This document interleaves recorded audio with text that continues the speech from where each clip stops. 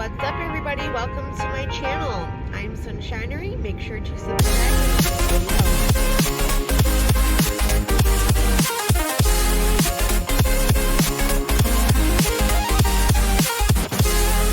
What's up, everybody? Welcome back to my channel.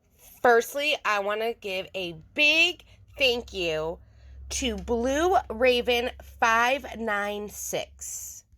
Thank you so much for the super thanks, and it means so much to me. Any money that I get for my channel, I put back into my channel. So I want to say thank you again. It means the world to me. If you would like to support me in my channel, you could do that with super thankses, which will show your comment up on the videos, as well as I have Venmo, Cash App, and PayPal, which, it's never expected, always appreciative. Thank you, Brooke, for that little saying. But it's something that I do here for you guys for fun. So any kind of little blessings like that mean the world to me, and I truly appreciate it. So we are here today for a new podcast. It's called We Signed an NDA with Amanada Lifford and Mika Ann Maddox, also known as Tom Sandoval's ex-assistant, maybe now Ariana's new employee, possibly. Now, I've been dying to do this podcast for you guys, and this week they had Lucinda, who we also know from VPR. She's the one that designed all the different furniture and all of that. Well, I shouldn't say design. She came up with the interior design of Ariana and Tom's house. We saw her with Ariana making a list and checking it twice, kind of a thing. So she is going to be their guest. She has a lot of tea to spill, as well as them going over the San Fransico episode, them getting their episode, I should say. And a lot more tea is spilled. So I am so excited to be able to bring this to you guys. I've already had this design figured out, worked out, and made since the very first episode. And I actually didn't get to do their first episode, which I wanted to do, but it's never too late. We are here, and I am so happy that you guys can actually see this really cool design that I made. So, like, in their photo for their podcast promo pic, they had them in the clouds, and I took that theme and I ran with it, and I love what I created, and I hope that you guys do too. Now, the episode notes say, give me an example of male rage. This week on VPR, the gang heads to San Francisco. Yay, area. Ariana is gaslit, Dan is hot, and Ann is allegedly employed. Yay! Amanda and Ann talk about it. Then the gals interview the delightful Lucinda Pace about her experience as an interior designer to the rich and famous, or as Ann puts it, Silver Lake Mamas. Yes, and Ann and Amanda perform a brief improv scene inspired by the bottomless ball pit of awkwardness that is Joe and Schwartz's relationship. I do also want to comment, the producer's note says, the gals are having a rough time right now. Please send them some love in whatever way you deem appropriate. I know they'd appreciate any support. Thanks. So this is my way of supporting them, cheering them on. I will definitely be sending them a cute little message as well. But Ann and Amanda, we love you here, and if we want to continue your podcast series, I hope that you enjoy everything that we do here, and I hope that you guys are just having a great time doing what you are doing. And if there's anything that my community here can do for you both, I know me and my subscribers would be more than happy to help you in any way possible. Because though we have not done an episode yet, I know if I love your podcast, all of my subs will too. So, we are here to support you. Thank you for letting us do this. So, guys, I don't think we really need to buckle up, but let's buckle up just for safety, and let's get right into it. Oh, it's Amanda's clap? The best clap in the West Coast. They call her Clap McGee, not because she has gonorrhea, but because she claps loud. That's real loud. Real loud. No gonorrhea. Cannot emphasize no that gonorrhea. enough. Please stop confusing my clap for gonorrhea. I do not have gonorrhea. Well, DMZ, quit saying I have gonorrhea. Okay. Amanda and gonorrhea need to stop being in the same sentence. Enough is enough. But do you know what I have? Diarrhea. Hi, everyone. I have diarrhea. Hi, everyone. A loved one of mine is in the ICU. So yeah. We're in Shabby shape. But we're here. But we're here. And where is here? We signed an NDA, a podcast. I'm not on the toilet. That's the important part. Yeah, Ann's being really brave. I'm so brave, y'all. This brave streaming shit. Sorry, I can't use that. No. It's all staying. It all has to stay. We signed an NDA. Yes, we're two humans humaning hard right now. Yes. I'm Amanda. I used to be on a show called The Viall Files, which I'm no longer affiliated with. Now I'm here. And I'm Ann Maddox. I used to work for Tom Sandoval on VPR, but I am no longer affiliated. Now I'm here. So we're affiliated with this whole show where we're talking about Hollywood from the perspective of assistants, from the perspective of support staff, basically people who do a lot of work and oftentimes get very little credit. And also they know what happens behind the scenes and see how stuff goes down. Yeah. So this is our show to talk about that. Yes, welcome. Well, I don't know about you, but they definitely came in strong, and they're both so hilarious. So I can already tell this is going to be a lot of fun. What do you guys think? Are you excited? And I love getting to hear also from a different perspective. And these are two that had worked for two people that were on shows and also have podcasts and are well known throughout the reality industry per se. So they definitely got a lot of insider tea, that's for sure. Start with the VPR recap, baby. Yes. Who's this lounge singer character I've turned into? It's like the burlesque dancer. I love this stripper party. Oh, I love those ladies. They were amazing. They were amazing. Yeah. But I mean, the first amazing lady we obviously need to talk about. You, Ann. We opened on you working at Something About Her. Oh my gosh. Yes, I can finally tell the world. So this is for people who are a little out of the loop. This is the sandwich shop owned by Ariana and Katie. Ariana is, of course, your former boss's ex. Yes. You worked closely with both of them and have ultimately now landed in a job with her. Yes. And Katie is my old boss's business partner's ex. So the two exes came together to join forces to become stronger and better than Tom. And the second they said Greek salad sandwich, I said, they've done it. I'm hooked. I'm in. I want one. That sounds delicious. Why isn't that more of a thing? That's yummy. That's just yummy. Delicious. Yes. I will say the Greek salad sandwich is definitely like, if I had to go there tomorrow and have a choice, that would be my choice. I will give you ladies another little just idea if, Ariana or Katie listen. How about like a Caesar salad kind of sandwich? Obviously, like, not salad, but like a Caesar with chicken salad kind of sandwich thing. I think that would be killer.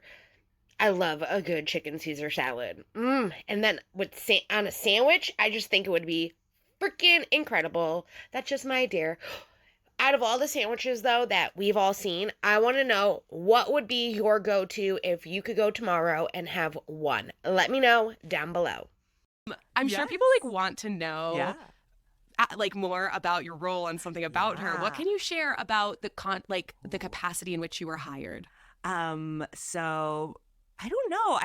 I haven't signed an NDA. Okay. But Is Bravo going to get angry? Yeah. That's what I'm afraid of. Yeah. I got in trouble a couple of times. Yeah. So I'll check in, and I'll come check in with our angels here. I'll rephrase that. We saw you on camera. Tell us about that. So it's like Bravo can't get angry kind of thing. Right. Okay. You know what? A lovely fan reached out and was like, "No, bisu for Ann from Lisa. You know, the kiss. The bisu.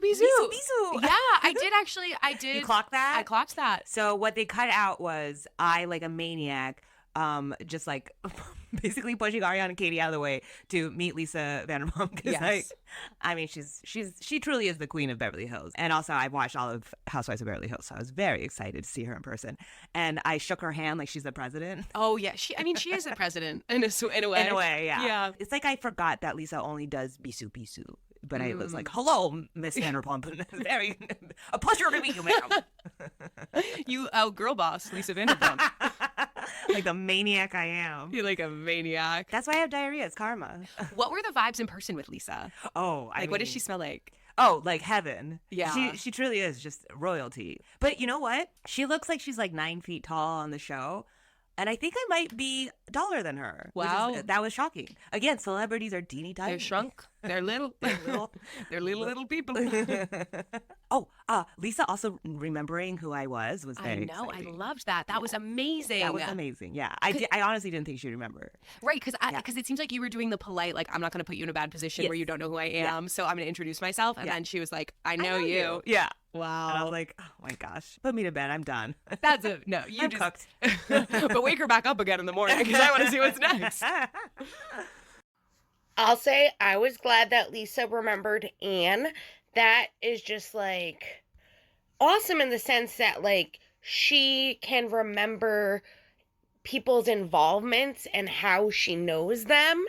And I'm not saying like, for all we know, Ann could have been the one making phone calls. Hey, Lisa, Tom wanted me to pass this along. Or, hey, Lisa, Tom said this. Because Tom did have her do kind of some awkward assistant kind of things.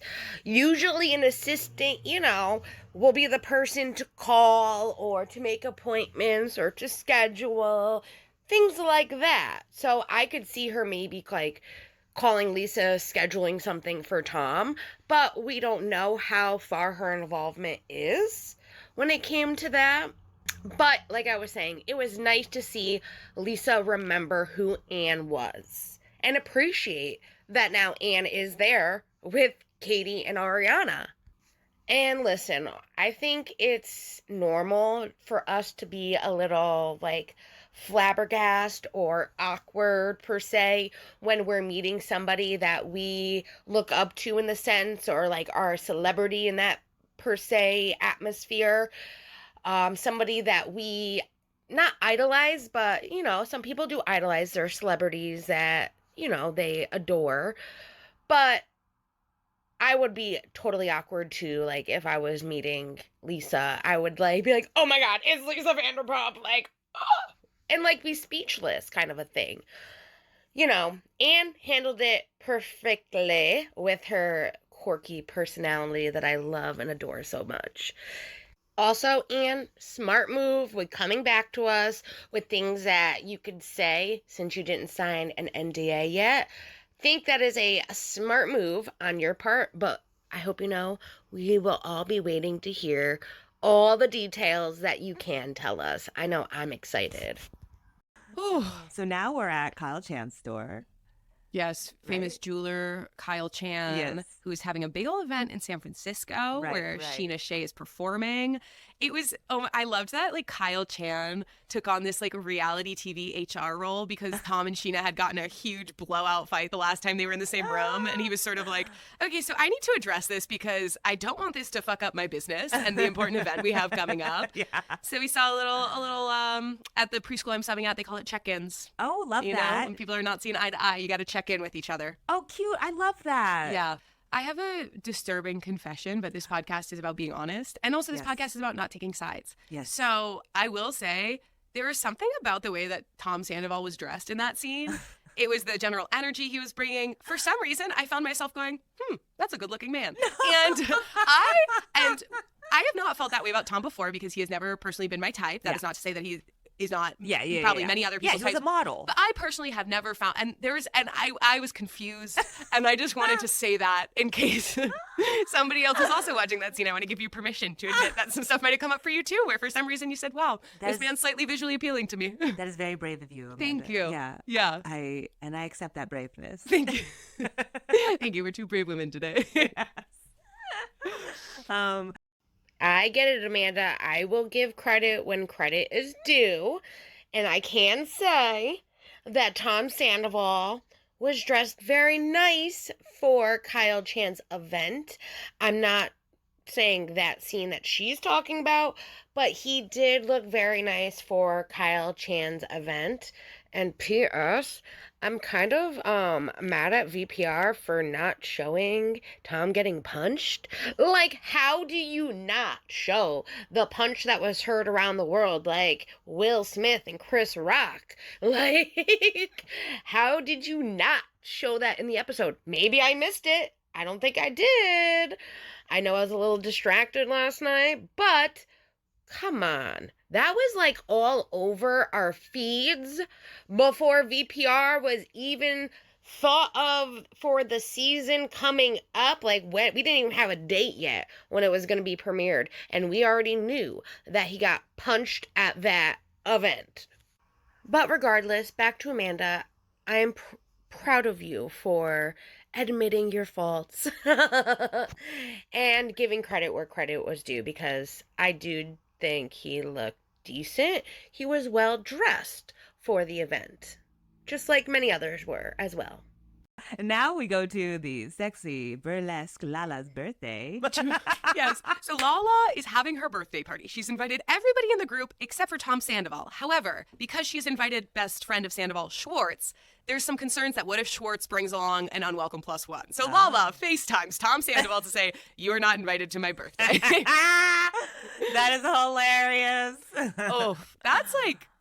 Yeah, every elementary schooler over your eyes, you invite everyone in your class. Invite everyone. Yeah, no, this was one of the more like, and do I think it's absolutely an appropriate response to his behavior? Yes. Yeah, oh yeah. Was it also one of the moments where I was like, yeah, like this is one of the harder consequences. Like this is sad to watch. Like it's very sad to watch someone not get to party with all of their friends and to be specifically excluded, but it's also incredibly necessary. I feel like it would be so embarrassing to show up to a birthday party you're not invited at, that nobody wants you there at. Nightmare. What a nightmare. But I guess this is a really tight-knit group of friends, so yeah, who knows? But I probably would have proceeded on the side of caution. Yeah, it's like, actually, now that you're saying, like, I would never be in that situation. Like, I would not, I get you can read social cues. Well, I get very socially anxious. So if I'm not sure if I'm invited to something, I err on the side of, like, I'm absolutely not, and I don't want to embarrass myself. Right.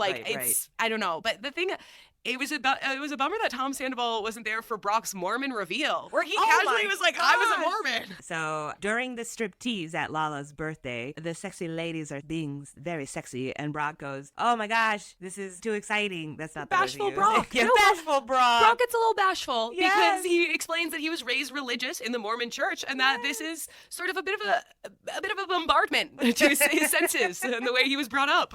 But it's like cheeky. It's not like just overtly in your face, like T-A, butts and boobs. It's like, yeah, it's like, ooh, shimmy, shimmy, sparkle, sparkle, sparkle. You won't see a nipple. No. I will say that was a bit of a surprise hearing that Brock was raised Mormon.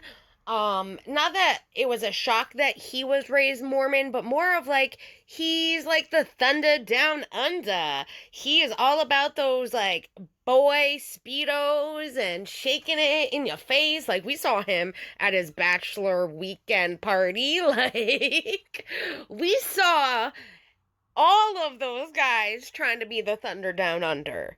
So, I mean, burlesque is, like Ann said, it's not all, like, in your face, A and T and butts.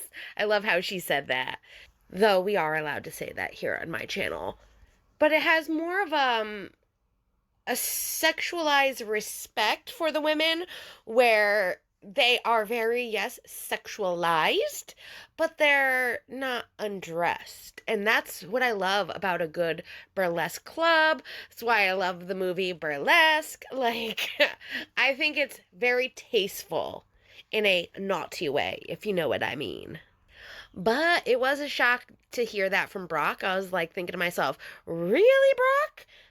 That is interesting because I would have never guessed just by the way your personality is that that's how you were raised, kind of a thing. Which, I mean, I get it too. Like, I have, people might not know, I went to a Catholic school my whole life. I went to a Catholic elementary, middle school, so from pre-K to 8th. And then I decided to go to an all-girls Catholic high school, which for me was the better choice.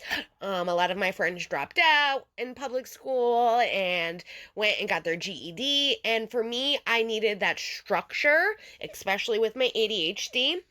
And I needed that stability, and I got that there.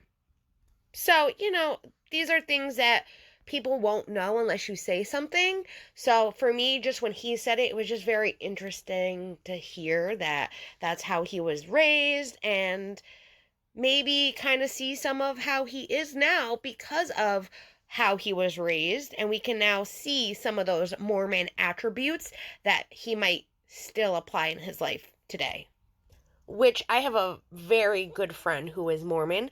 I used to go to the Mormon church with her, and I have nothing against Mormons. I have nothing against any religion. You believe what you would like to believe in, and that's all that matters, is that you have something to believe that gives you strength, courage, and to keep going, and that's what matters the most. Okay, hear me out. Yeah. I think Brock and Sheena would be a million times happier if they moved to Salt Lake City and Sheena became a real housewife of Salt Lake City. Oh. And then Brock, proficient in Mormon culture, would be able to help the assimilation. That is interesting. That's just a thought that for the good folks at Bravo. I'm just trying to picture Sheena hanging out with Heather Gay, and I feel like Heather would just be like, I quit television. Like, there's too much energy. Sheena might break Heather. Yeah. But I think about Sheena and Lisa Barlow. Oh, that would be a great pair. Yeah. I just think there's a lot of, I think Sheena and Whitney I think they would either love or hate each other, but I could see them like very quickly becoming attached at the hip. Sheena versus Mary. I would love to. That is like some King That's Kong a versus cage Godzilla. match. Yeah. Yes. That is a cage match. Oh, enter the ring, assistant. Monica. Oh my God. Shit. Would I love to see that fight? This is absolute smackdown, crazy town. There's a moment where Sheena is talking to Ariana at Lala's birthday about rekindling her friendship with Tom. And once again, why are you telling Ariana this? Sheena, stop. Literally. It's beyond me. And it's like one of those things where I can only imagine Sheena feels guilty about it. And so she's like, well, I'm going to control the narrative of this. I'm going to be the one who tells Ariana because... Get ahead of it. Yeah, exactly. Yeah. But it never goes well. And also, Ariana, major props for being patient. Because I think a big part, such a big friendship skill is being patient. Yeah. Like when your friend is like sleeping with that person that they absolutely need to not be sleeping with. Yeah. Joe, that looking at you, girl. But like, and Ariana just very patiently is like, Sheena, the way this man screams in your face... Yep. Is that someone you want to be a friend of? Yep. And Sheena says it's complicated, basically. We talked about this before, but I feel like when it comes to Sheena and Lala, the world wasn't kind to them when they went through their big life-changing moments on the show. And like experiences with infidelity. Yes. And the amount of misogyny that was present, it is a different time. I feel like we're understanding how women are situated in these situations. I wish I was more articulate, you guys. But, the world wasn't kind to them. It wasn't very empathetic. And the world didn't really give them grace in the positions that they were placed in. And I feel like, maybe there's some unseen animosity towards their friend who is getting that grace. This is speculation, of course. I don't know how people are actually feeling inside their bodies. But if that is happening, maybe take a moment to step outside of your feelings and appreciate that the world is safer now. I don't know. First, I totally love the idea of Sheena and Brock on The Real Housewives of Salt Lake City. I can actually see like Lala being part of it since she was from Salt Lake City, though she's very much, a Cali girl and she does not want to go back there, though she loves the place. It's always going to be in her heart. She will be in Cali. Cali is her home, and she's talked about that numerous times. But I could totally see Sheena and Brock on The Real Housewives of Salt Lake City, and I would just love to see all the interactions with everybody. I think Sheena and Whitney would get along very well. I don't know so much about Lisa Barlow, though I could see maybe like the fashion type, them getting along. Mary and Sheena, that would be very dramatic and, well, TV worthy for sure. And then when Ann starts talking about how, like, the world didn't give Sheena or Lala any empathy or grace for the situations that they went through, that is true. I didn't think she was going to take it in the direction that she did, but I will say I think that is why, personally, in my opinion, that Sheena and Lala feel sorry for Tom and that, they have made mistakes too. And it's, as Lala said, he didn't M-word anybody. I cannot say that word on YouTube. Which is true, he didn't. But it's pretty high up there on my scale, like, of the trust factor and, like, you just don't do something like that to your partner, let alone with your partner's friend. But the point is, nobody is perfect. And they're not giving him grace, but they're showing him some empathy where they understand that they too have made very poor choices in life that they wish maybe they could take back, but they can't, and they've grown from that. And if he lets in the emotions and hears what people are saying and understanding what people are saying about the situation, he might get more grace and empathy in that aspect, but also learn and grow from this experience. Though, personally, I don't think he's grown at all, and the final episode really nailed it for me. So one of the producers says, "That's the end," which then Schwartz goes, "That was a fucking plot twist." And that's when Sandoval goes, "I loved it." Excuse me, sir? You loved it? What did you love about this season? Now, they could have been taking it out of context, though the way Schwartz said, "Wow, that was a fucking plot twist," and then Sandoval says, "Well, I loved it." I don't think they were talking about the event that just happened. I do believe they were talking about the season, because it's the producer, then Schwartz, and then him. And it's like, what did you love about this season? This was probably one of the hardest seasons for you. But as a person with narcissistic personality traits, in my opinion, of course he loved it. He got the spotlight, he got his little redemption, and he loves the drama and everything involved with it. That's where he has proven to me that he has not grown and learned from any of this. And as Ariana did say, and I want to point this out too, that he personally has never had or tried to have a conversation without the cameras around. The only time he's ever wanted to try and apologize for anything has only been when the cameras are around. That shows a lot, not only to her, but to me, and I hope a lot of other people as well, that he's only in it for the entertainment and the TV and the storyline and all of that. He is not sorry for what he's done. And as she said, he could have easily wrote a letter, let me read it on my leisure and at my time, but he hasn't even done that. So that proves everything we need to know. And if you cannot see that, which I know a lot of people see how Sandoval is now, it just, if you can't see that, then you're easily getting manipulated by him. And it's a sad thing because he is very good at manipulation, and it's clear to see in every which way just by how he has done and said the things he has just in this season, let alone last season. I think it's really shown his true colors. Yeah. I think it's just...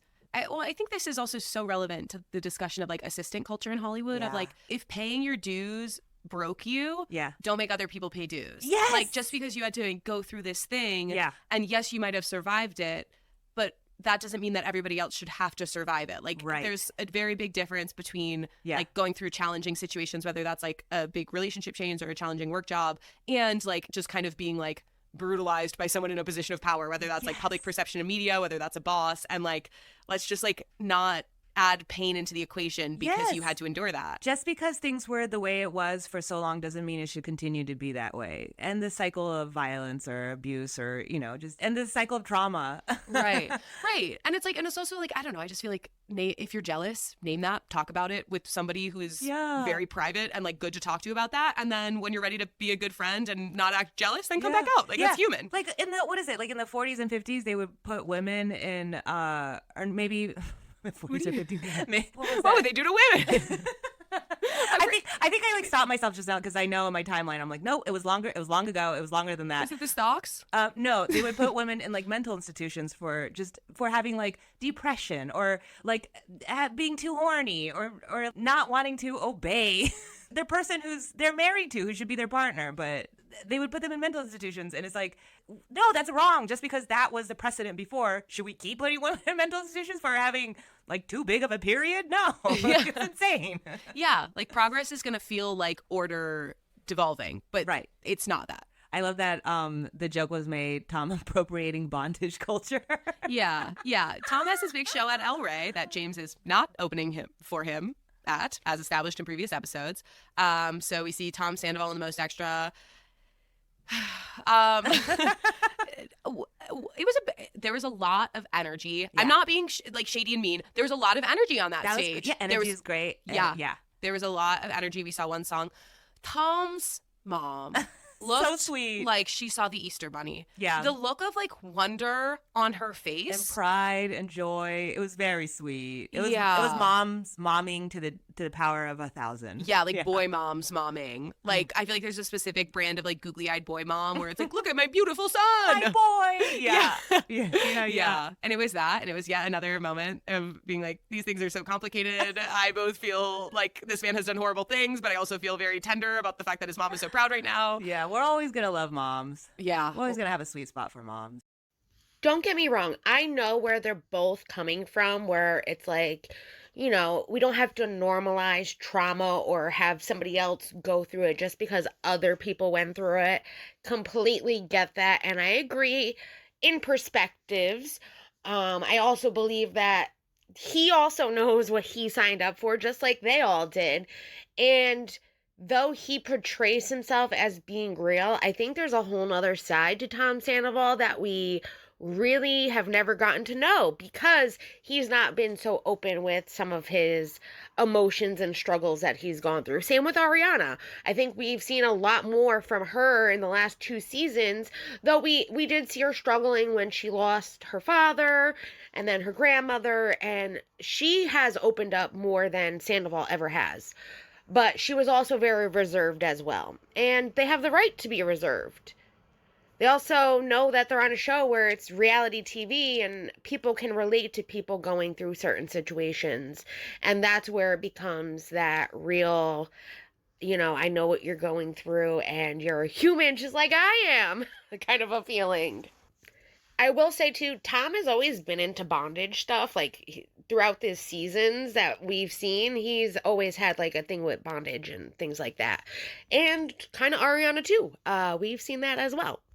And Tom's mom, like, listen, I love her. She loves her son. That is what a mom is supposed to do. No matter what happens, she will always be there for her son. And we do know from getting to know Tom throughout the seasons that he was big into talent shows and doing things. And, you know, his mom was a stage mom and supported his dreams fully. And I just think she was so proud of him. And that's what matters. His mom is proud of him. And that's what she's allowed to feel. So go, Mom. I like Tom Sandoval's mom. I might not like your son, but I do appreciate a good mom. I know my mom would be that way too. Even, all the shit that I've put people through, and I'm not the best person. We all make mistakes. Like, my mom still loves me 1000%, and that's how it should be. And, that sounds like something Schwartz would say to Joe. I'm always going to have a sweet spot for you. Because Joe was at this show. Yeah. This is after they've had a conversation last week where they sort of, Joe very bravely admits, like, you know what, I think I have more feelings for you than friends. Obviously, they've been doing this, like, very complicated situationship hookup thing for a while. And last week, they kind of call it off. This is their first time seeing each other in 2 weeks. They're weird about it. Oh, my gosh. That whole conversation, my heart just went out to Joe. I just wanted to, like... the therapy practice where, like, you take a traumatic moment from your childhood and then you be your own best parent and you, like, tell yourself, you're safe now, I have you. Like, I wanted to, like, jump into the TV and, like, go in between, like, Schwartz and Joe and turn to Joe and be like, you're safe now, I have you. Like, this man is saying he's going to marry you in 8 years, but I feel like, and I'm so sorry, Schwartz, I'm a fan of Uncle Schwartz, but, Schwartz, the way you're treating this lady it's bumming the shit out of me. It is bumming me out because you are constantly choosing the more comfortable thing, like, because like what you were easy thing. Yes, like what you were quoting before of Schwartz being like, we are just friends who are going to get married in 8 years. It's like, Schwartz, you can't fucking say that, like, because Joe needs to not think like that. There's a voice in her brain that's been thinking like that. Yeah, this is me projecting. It's like hoping. Well, because we've been in that situation where you're like, kind of hoping, like, when they say things like that, they actually mean it. And, like, you can see Joe be like, no, please don't say that. And there's a part of me that wonders if it's like, don't say that because it, like, hurts. Because, it's like, I'm going to start, like, it makes me happy when you say that. And I'm going to want that. And I'm going to start seeing that in my future. And then for it all just be, like, pillow talk, just to get my attention because you're going through a divorce or you're feeling sad or you don't want to be alone or, the is great. The sex, the boom boom, the boom boom, the boom boom good. You know what? Doing this is grosser than just saying the word sex. What is wrong with me? Oh gosh, R.I.P. Yeah. And I can't say that I am not sad for Joe because I do know what she is feeling, and I do feel like she got Schwartzed. She really did. And it's a lot of what Katie went through for many, many years, except she had that title of a girlfriend for many years, and it was like he just couldn't commit to her. And then when they did commit, it didn't work out because there were still issues in the relationship and still issues that Schwartz had. And Katie. They both had their own issues. I just feel like Schwartz has always been this type where he is just, like, afraid to commit. Maybe it's because he hasn't found the one. I can see him meeting somebody that will change that viewpoint. And here goes an airplane, guys. Well, I hope those people have fun wherever they're going. But you know what I mean? Like, I feel like there's just something about Schwartz that he just has his own issues with commitment, and he needs to just one day get there, and maybe one day someone will come sweep him off his feet and make him change his viewpoint. It's possible. I will also say Joe has been doing some interesting IG lives. I do have both parts of the one that she recently did, and I kind of want to do like a Sunshinery reaction to it. I've been so busy. My boyfriend was back in the hospital this weekend, and don't worry, guys. He's actually okay. We got some answers. We know that his heart is healthy, but we still cannot figure out why he's getting these chest pains. So that's a whole nother story. But then I got sick, I think, from just being at the hospital, and it's just taken me so long to do everything that I want to do for you guys. So I'm feeling a little better, and I'm going to get this out for you. So anyways, point is, she has done some IG lives, and I want to share them with you guys. So stay tuned for that. San Francisco. The cast goes to San Francisco. I do feel like so much of this we're just going to talk about next week because this felt like a lot of like exposition of like, so everyone's in San Francisco for this event from Kyle Chan that Sheena's going to be performing at. Yeah. Ariana is bringing her stunning, handsome, like emotionally enlightened boyfriend, Dan. My God. What a man. What a man. What a man. What a man. What a man. I got lost. I said fine man instead of good man. What a mighty fine man. This man Okay. Okay. So obviously, it goes without saying, stunningly attractive, beautiful smile, the most like calm, cool energy. Yeah, emotional intelligence beaming out of his beautiful hair. If a plane goes down, I want Dan on the flight because he would know what to do. Yeah. And in the opposite way of men who are like, I could save people, I could fly the plane. Like Danny, calm, cool, collected. Yes. Idris Elba, Liam Neeson mode, just like, this is the man we trust. And the biggest panty dropping moment was when Ariana was out and about during the day with her group of friends. Dan's catching up with another friend of like a mutual friend. And Ariana comes back to the hotel room. Yeah. And Dan has ironed her dress for her. Every woman watching Bravo exploded at that point. Jeans were creamed. Like, people felt some kind of way. Water fountains everywhere. Husbands perplexed. Like, it was some quintessential, like, thoughtful, like, act of service. Like, I just think this is, like, speaks to the kind of thing where, I don't know, it is just, like, so lovely when a partner does something like that. Like, when they, because they're anticipating a need. Yeah. They're anticipating a need and they're doing it. Yes. Like, in his mind, he's like, my lovely, amazing girlfriend is in a situation where her work involves her hanging out with her ex that traumatized her. You know what? I'm going to make her life easier the way I can, which is fucking beautiful.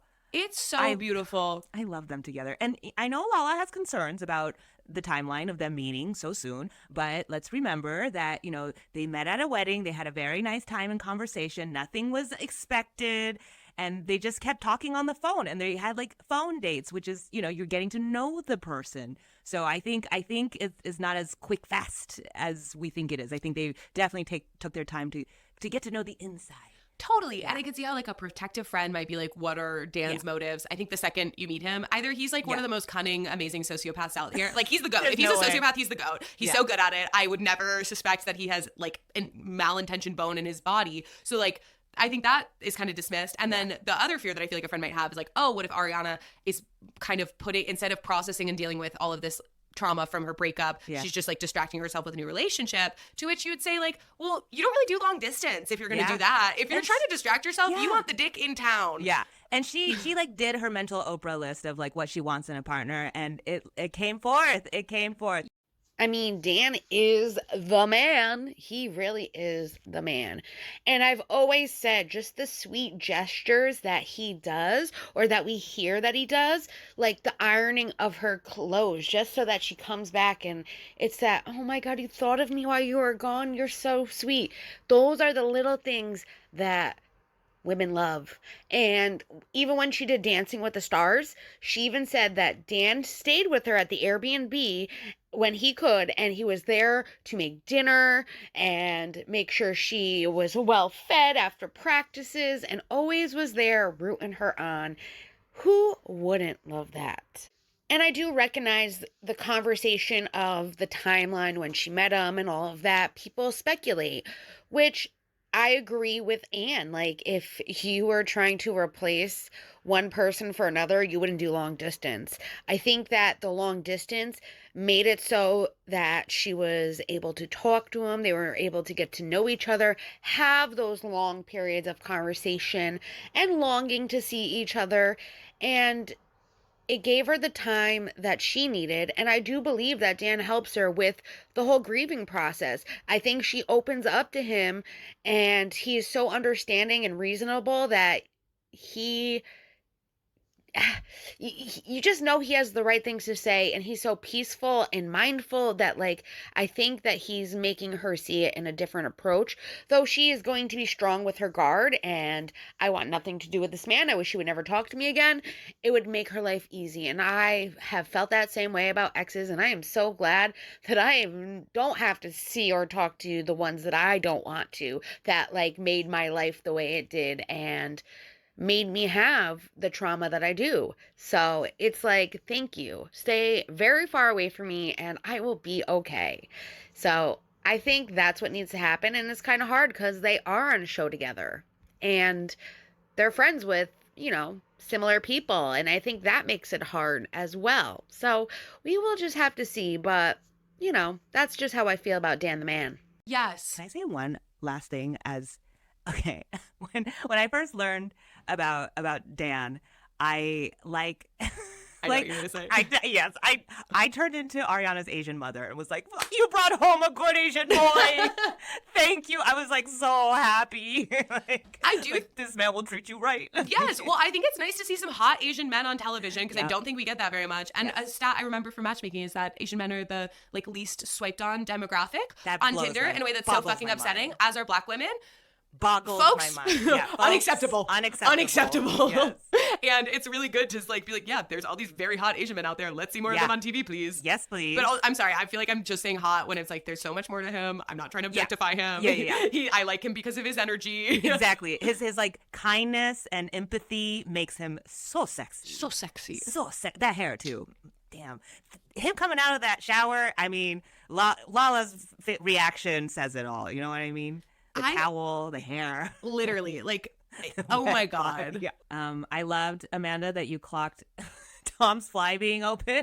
Yeah. And then we did this, you guys weren't there, but we're telling you now. We did this bit about Craig, the new assistant, and Tom probably cross streams together when they pee. They just have an energy about them where I'm like, that feels like a boundaryless relationship, and I wish them both well. Yes, exactly. May they be safe. Oh my gosh. Schwartz literally breaks America's heart yet again by saying he's gonna move in with Tom Sandoval, which just seems like a nightmare disaster situation. I mean, I got out at the right time. You know what I mean? It's really, that house is gonna be a mess. Oh my gosh, that house. Yeah, Godspeed, Craig. Craig, we salute you. Oh man, the three of them and Jax is gonna move in. Oh my God. If Schwartz moves in, Jax is gonna move in. Yeah. It's gonna be a frat house. Oh no. I mean, Schwartz, be careful. You got a lovely young girlfriend. She's not gonna want to hang out in that home. Yeah. I mean, that's assumption. And I couldn't agree more. You got out at the right time. And their whole thing about Craig the assistant and Tom crossing P's, oh my God, had me dying on the floor laughing. I will say Schwartz did break my heart when he is still telling Sandoval that he's gonna move in, and that whole little weird ass proposal in San Francisco, no thank you. I think Schwartz, you need to run for the hills. I think this is the worst mistake that you could ever make, and that's just my opinion. And hopefully your new young girlfriend will talk you out of it. And I can't agree more with Amanda and Ann that this is going to be the new frat house. And Jax, you might need a place to stay. So you might want to, move in too at this point. It's old times again. You guys can reminisce about the past and when you were single and living on each other's couches and floors. I mean, let's do it, boys. What do you guys think about all of it? Let me know down below. Oh, also, while I truly love the Bravo editors, the editors of Vanderpump Rules, they are so good at cutting to the joke. Yes. The cutting back and forth of seeing Dan and then cutting to James in the tub, splashing around in his bubbles, and it'd be like, Ali, Bally, get into the tub with me. And then Ali, we called this out. We were like, this is so page coded. Ali goes, no, if I go into that tub, I'll get a yeast infection. And we're all like, yes, girl. Yes. Thank you for saying that. Yes. There is so much shit in that tub. Yeah. That amount of bubbles cannot be good for the pH, for the balance. No. She's a wise woman. A wise woman. Another wise woman. Yes. We've said it before, I'll say it again. Ariana has had to just demonstrate superhuman levels of patience. Yeah. It feels like we've seen so many scenes this season of somebody being like, I'm going to be the hero. I'm going to be the one who talks to Ariana. And at the end of this conversation, she's going to forgive Tom and agree to do more filming and make all of us a lot more money. It just seems like there's, and I think it might come from a very genuine, loving place of oh, I really want to help this person move on. But I just think if you weren't in a situation where you were all so financially tied to one another, you would be telling her to cut him the fuck out. Yes. So when we see Brock pull Ariana and and his logic ain't logicking, baby. Right. He's talking about how she needs to like let go of her rage and like forgive Tom and like. And Ariana very brilliantly points out that when a man is angry, they're like, oh, well, that is understandable. But when you see female rage, she's burn her. Yeah, she's literal, a witch. Salem vibes. Yeah. And then Brock says the funniest response, which is, give me an example of male rage. And you're just like, every single war that was ever fought on this planet. Also, Brock, I'm pretty murder, sure. Most serial killers, most abused women, most victim of assault are victims of male rage. Brock, cops were literally called with your previous relationship. That part. I would, and I don't know what happened. I obviously was not there. I would suspect there was some male rage involved. That part. Maybe before we ask a question like that, we should take a pause and think about, like, that's something that I think men really don't understand of the, like. You could kill us. It's terrifying. Yeah. It's literally terrifying. I go on a date, I could die. You go on a date, you might get laid.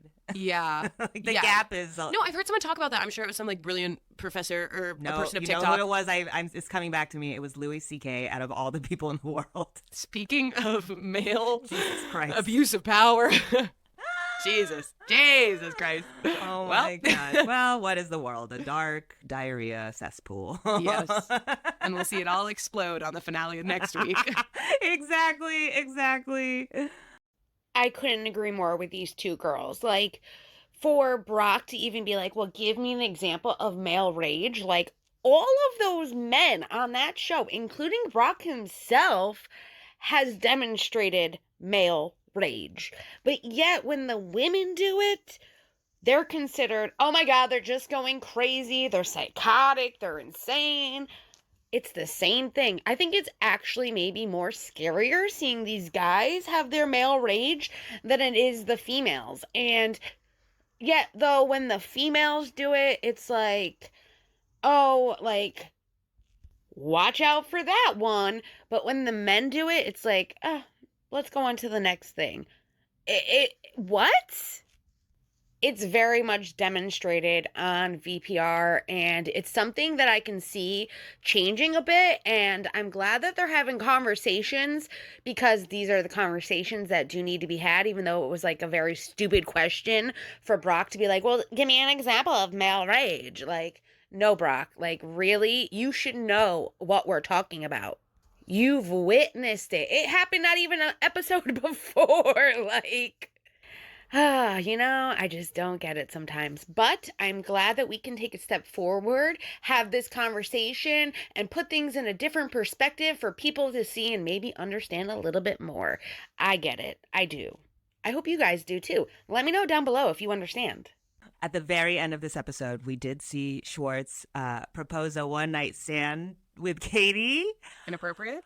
Oh, goodness, God gracious. Oh, my gosh. Katie, I mean, you are so cute hiding your face like that. Just being like, what in the world?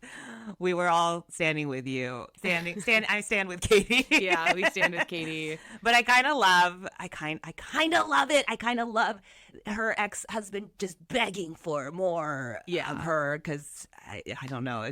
There's something sexy about this, rom-com vibes. We have that amazing confessional moment where Katie is like, I think in 6 years he's going to realize I'm the one that got away. And we're like, absolutely right. Yep. Absolutely right. Yep. Watching everyone in this cast, I feel like there's a lot of issues with people thinking black and white thinking. And I feel like if you just kind of open to like a more spectrum sort of thinking, things will be way more digestible in understanding the other person. Like Brock is just thinking like, Ariana isn't talking to Tom and it's making us all uncomfortable. But it's like, if you look at the spectrum of everything, like there's nuances and there's things, and she shouldn't be in this position in the first place. And Sheena being like, what is Sheena mad about?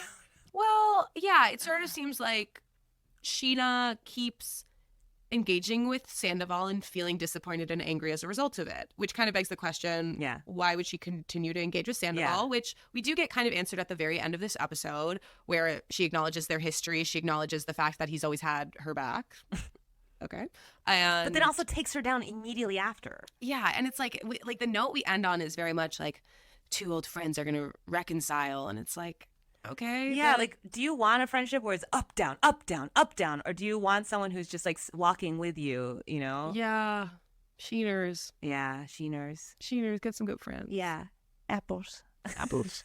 Apples. And these girls, I believe, have it right again, where, like they said, everything is like black and white to these people. And if they just opened their eyes to a different color and horizon, they might see things from other people's perspectives. And I can't agree more. And Scheana and Sandoval, like, I get they were close friends. They knew each other for a long time. He was there for her as a friend, and they have a lot of history. I just feel like you get to a point too where it's like when your morals don't align with somebody, or you cannot understand what they are doing and why they're reacting, even if you've tried to talk to them and tried to figure it out and be there for them, sometimes you just need to go on your different paths. And it's an unfortunate thing losing a friend. And it's a very much unfortunate thing when it's a friend for many, many years that has had your back and has been there for you. And what he did was very hurtful. And I know that he didn't do it to Scheana, but it still was a betrayal to Scheana with Rachel and their friendship, and then Tom and Sheena's friendship. But everyone forgives differently. Everyone grieves differently. And that's Sheena's deal. Someone, I might have to play the video for you guys, but there was a creator on IG that compared Scheana and Tom and how they are very much alike. And it was like shocking to me, but in the sense like, aha, you know what? You are so right. Let me get that little clip for you and play it right now so you guys can understand what I'm talking about. So after going back, looking and looking and looking for this clip, because I knew I saved it, I knew I watched it, I found it. It is from Coco Mama Coco, which I didn't realize till the other day. She also has a YouTube channel. She does such a great job with all the Vanderpump and other Bravo celebrity news. So definitely check her out. I will link her down below, her YouTube and her IG. And I will link what I am talking about, because there is a lot of Bravo scenes in it, and we know NBC does not like that here on YouTube. Plus, she does a really great job, and she put a lot of hard work and effort into it. She literally goes through their whole entire past together. So definitely check it out below. Everything will be linked, and I promise you it is so worth the watch. I wish that I could put it here, but I want to give her credit where credit is due as well. So please check it out. Love ya, Coco Mama Coco. I know you don't know me, but love ya. Apples. Apples.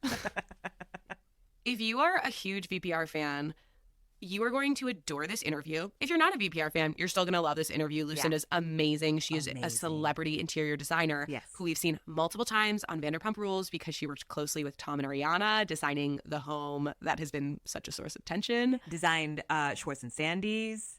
Oh, she's impeccable. She is such a talent and such a joy to work with and hang out with, and I love her so much. I also just want to say, like, Lucinda is one of those people who's like so easygoing and so composed. Yeah. And yet, like, the warmest person when you're in the room with her. Yes. And I just want everyone to know, or it's like sometimes I get intimidated by people who are so calm and like concise and clear and able to just like articulate what they mean. Yeah. I just want everyone to know, like, Lucinda can do that and be like the most like kind, warm, fuzzy person ever. So Lucinda for president. Lucinda for president. Oh my God, Lucinda for president. Lucinda for president. Enjoy.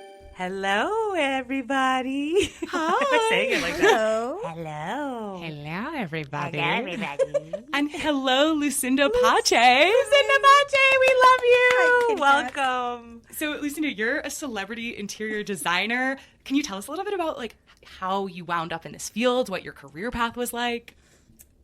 Well, I was working for an architect in Westwood, and he did like theaters. So like projects took like a really long time, and I was just kind of like doing office-y things and project management things, and it didn't feel creative at all. Right. And I was craving that, and UCLA was right across the street, and I had heard good things about the program. So I went and I checked it out, and I loved it, and I just kind of sunk all the way in.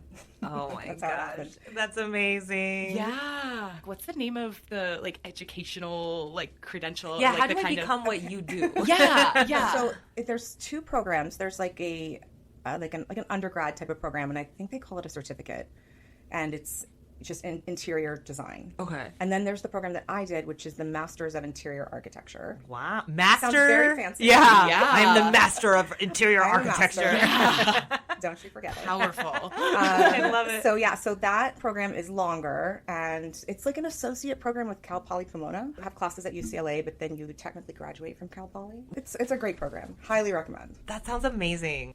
What was it like kind of transitioning to like the work environment? How did you start getting clients? Well, it was very hard. Yeah. I had to work. I worked full time all the way through school, so it took me like 5 years. Holy cow. Whereas it's just like 2.5. Yeah. But I had to take like a couple of classes here and there because I would work all day and then go to school at night. And like the program homework was like super heavy. Oof. Wow. Like, what kind of homework do you have? Like it's all like drawing and drafting, and so it's like it's not like stuff you can like rush through. Right. Yeah. It's like a lot of math involved, probably. Yeah. Oh, gosh. I would be terrible at that. Yeah. Oh my I was like, goodness. I'm going to get my degree. And then now I'm like, no, thank you. I'll stick to being a comedian. I'm not good with math. My math don't math. Calculators are my friend.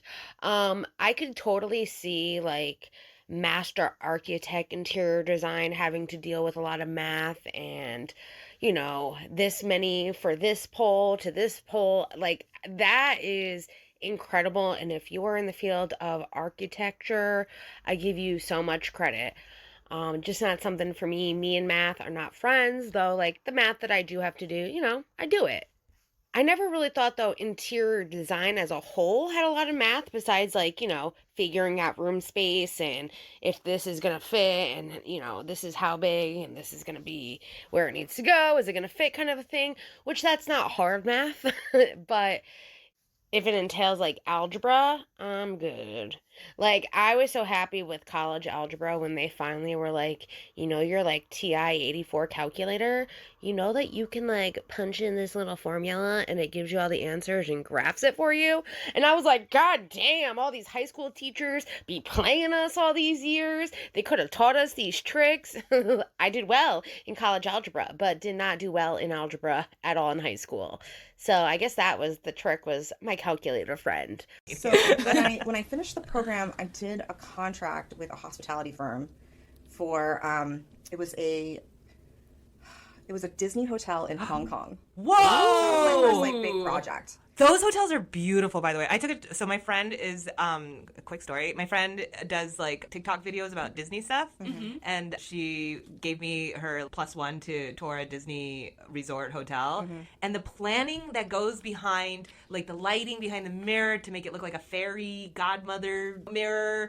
They're not like messing around. Yeah. They like hint to Cinderella and like in the like wallpaper and stuff. Yeah. You'll see like a little mouse. I mean, when I was on that project, Yeah. I think I was there like 8 or 10 months, and I designed like a tea cabinet because I guess they drink a lot of tea in Hong Kong. Yeah. And I designed some headboards, and I mean, there's a lot of like cool like Disney like proprietary things. Like they have their own like a model room. Like they'll set up like a hotel room. Yeah. But they do it in like not animation, but I forget the name of it. It's their proprietary software. Okay. So nobody else has it. Wow. And it just looked amazing. Wow. Yeah. That's so specialized. And it's like interesting to me to think about like something like, you know, like mouses in the wallpaper and princesses No, it's with all like there. all Yeah, the yeah. stressful emails that must have happened to make those like deeply whimsical, magical things Yeah. happen. Yeah, And like it's this mouse is too cute. Can we make him look more professional? Can we 86 the tail? It's creeping people out a little bit.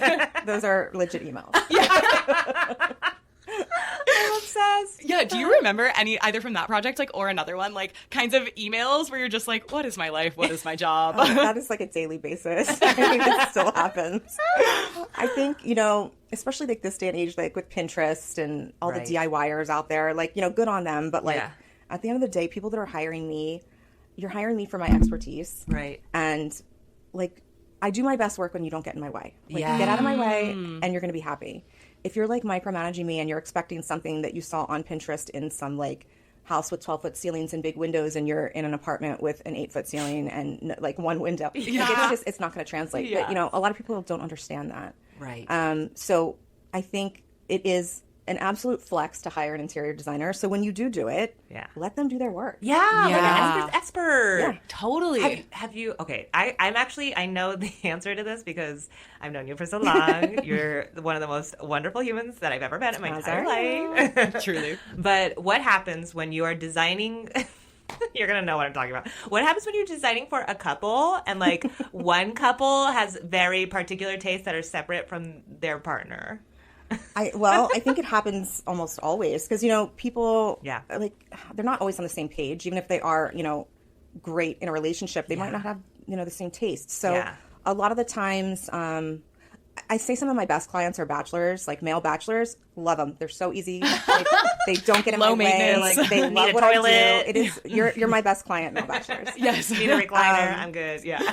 It's just you got it. There's give and take, and I think that sometimes you're a little bit of a marriage counselor as well in my profession because you have to be like, well, this isn't going to work with that, so are you okay with us doing this instead? Yeah. And if some person's not okay with it, then there's probably bigger issues going on. Oh, the moment you leave, they are getting in a fight. Yeah. So it happens all the time. Yeah. But I think, in the end, when you do kind of get through those projects that are a little bit more difficult and you make both people happy, it's a huge accomplishment. That is so fascinating that she worked with Disney and created such like different interior design projects with them, and like they're totally right. Disney has like this way of like adding special little touches into things that makes it so magical and whimsical, and God only knows those emails, literally. Like, I can only imagine. And I do have to agree with her. It's kind of like being a marriage counselor when you're working with partners.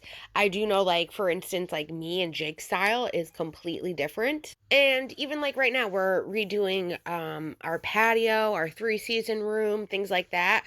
And just different ideas that I've thrown out for him because he does a lot of landscape design as well as his like asphalt work that he does like most of the year, but then he does like landscape patios, paver patios, all of that great stuff. So he does a lot of outside, entertainment areas, and I'm like, I kind of want a pergola, and he's like, a pergola?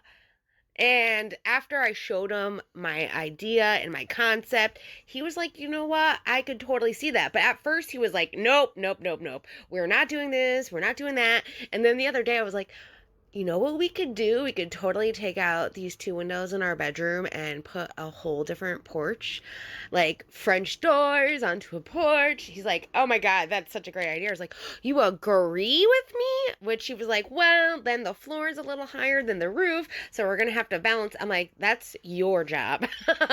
That's all the math that I can't do that you do. That's your job. But I totally can see where like couples can disagree, especially on style, which I totally want to know, and I hope they ask this question. If Ariana got that Lego portrait reworked, because I do remember Lucinda saying that the artist that did it said that he can rework it so it's just her. I wonder. I don't know if she was totally for the Lego portrait more than Tom was. But come on, how cool would that be if it was just her in that Lego portrait? I would like it. I don't know if it fits her new interior design for her house. We'll just have to wait and see on that. And I could see Tom being like a crybaby, like, wah, you can't have the Lego portrait. Like, I totally can see that. But if he didn't pay for it, it's Ariana's. So that's a whole nother ball game. Which I did not forget about the lawsuit. I've just been, like I said, under the weather, dealing with my boyfriend, being in the hospital and all of that. I have it all and I will get to it all. And I'm actually glad I waited because Emily D. Baker finally did her recap of everything. And I wanted to include some parts that she had because she's just the smart lawyer that, knows the lawyering and the terms and the knowledge. And she has so many great insights that I want to share with you guys that as well. Yeah. And, at the end of the day, I want people to just love what I'm designing for them. Yeah. I'm not out there to, like, do my thing and, like, you have to live in it. Like, right. I want you to like it, obviously. Right. But, residential's tough. Yeah. It's a lot of people pleasing. Yeah. It's sometimes takes a little longer just because, especially if it's like, to a couple and like they have children and the kids want their room a certain way, and there's a lot of people you have to please when you're doing a residential design. Wow. Totally. What is the process like? So like from someone hiring you to you leaving their finished home, like what happens in between? And have you signed an NDA when doing that? I have signed an NDA. Oh. Love. The titular line of the show. Do you want to take a guess what my NDA was for?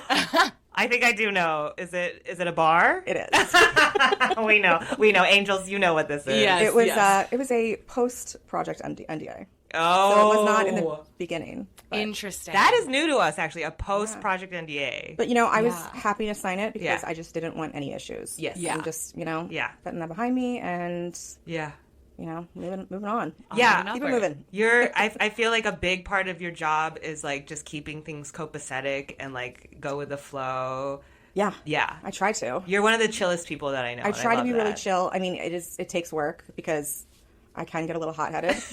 I've never seen you hot. Passionate. Yeah. Well, I mean, I feel like, I'm working in like a male-dominated profession, Yes. not interior design, but construction, because I do a lot of construction. Yeah. Right. And, I show up and they think I'm like some 25-year-old girl that's like fresh out of school and doesn't know what she's doing. And they just don't want to respect you. They don't want to listen to you. Yeah. So immediately I have to, prove myself from day one.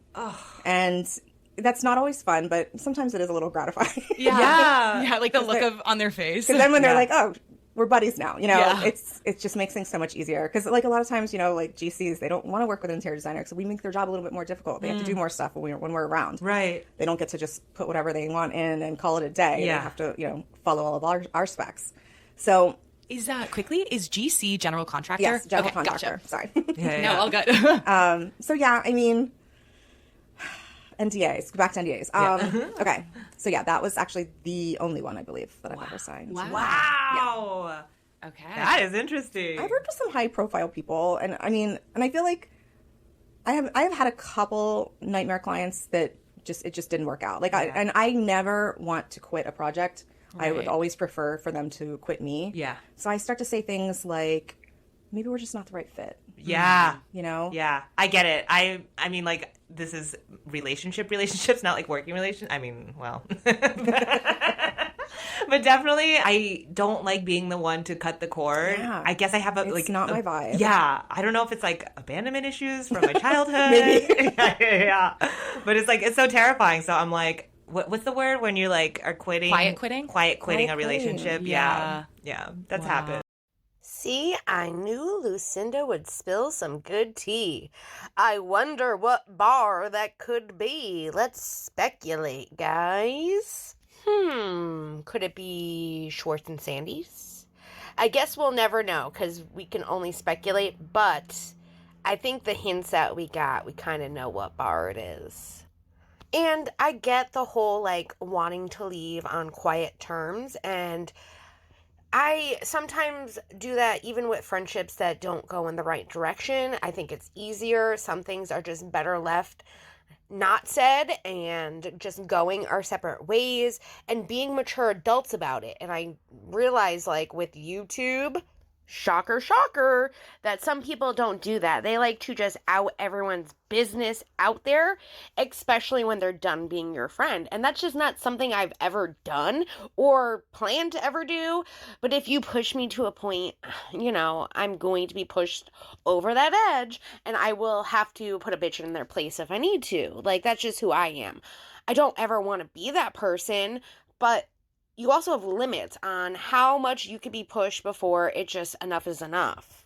Respectfully speaking, I think that's how it should be. Like, if you've had a private relationship, like, there's no need to blast it all over social media for everybody once that relationship is done. I get, like, people are angry, they want to be petty, they got to be, the bigger, better person. But morally speaking, the people that just leave quietly and just go their separate ways and don't talk shit about people they used to be friends with, I have a lot more respect for than I do other people. Goddamn motherfucking airplanes. Hey, that's the glory of living by an airport. This is what James Kennedy deals with all day long. I tell you, though, you get used to it, except when I am, like, doing these recordings and I'm like, motherfucker, now I gotta go, like, pause, wait, those are the bummers. But I love living by an airport. Other than that, it sucks when I'm recording for you guys. I've also I feel like I've gotten to the point that I can definitely tell right away when the project is just not going to serve me. And I'm like, I don't think that I'm right for this. Yeah. What's So our I'll just nip that in the bud. Yeah. What are the kinds of like components that tip you off to that, or like kind of, I guess maybe we can kind of like circle back to like, what is your process like what are the details of your jobs, and what are the points where you tend to notice things are maybe 2 roads in a yellow wood and we're going down different ones. So, I mean, let's just say, for instance, like a residential project. So I look at the property of if it's an existing, like a remodel versus new construction. You meet with the client, you find out what their, wants and needs and desires are. And then you can either, like, for me, I'm a little bit cocky that I'm like, I'm here, like, if I'm here, like, you want to hire they got me, money. I don't need to prove myself to you at this point. Like, you're calling me here to have this meeting, so here I am. Like, I'm not interviewing for this job anymore. Right. And if you don't work with me, that's fine too. Yeah. Because I mean, some people will meet with a few different designers, but I'm not like out there like scratching at doors anymore. Yeah.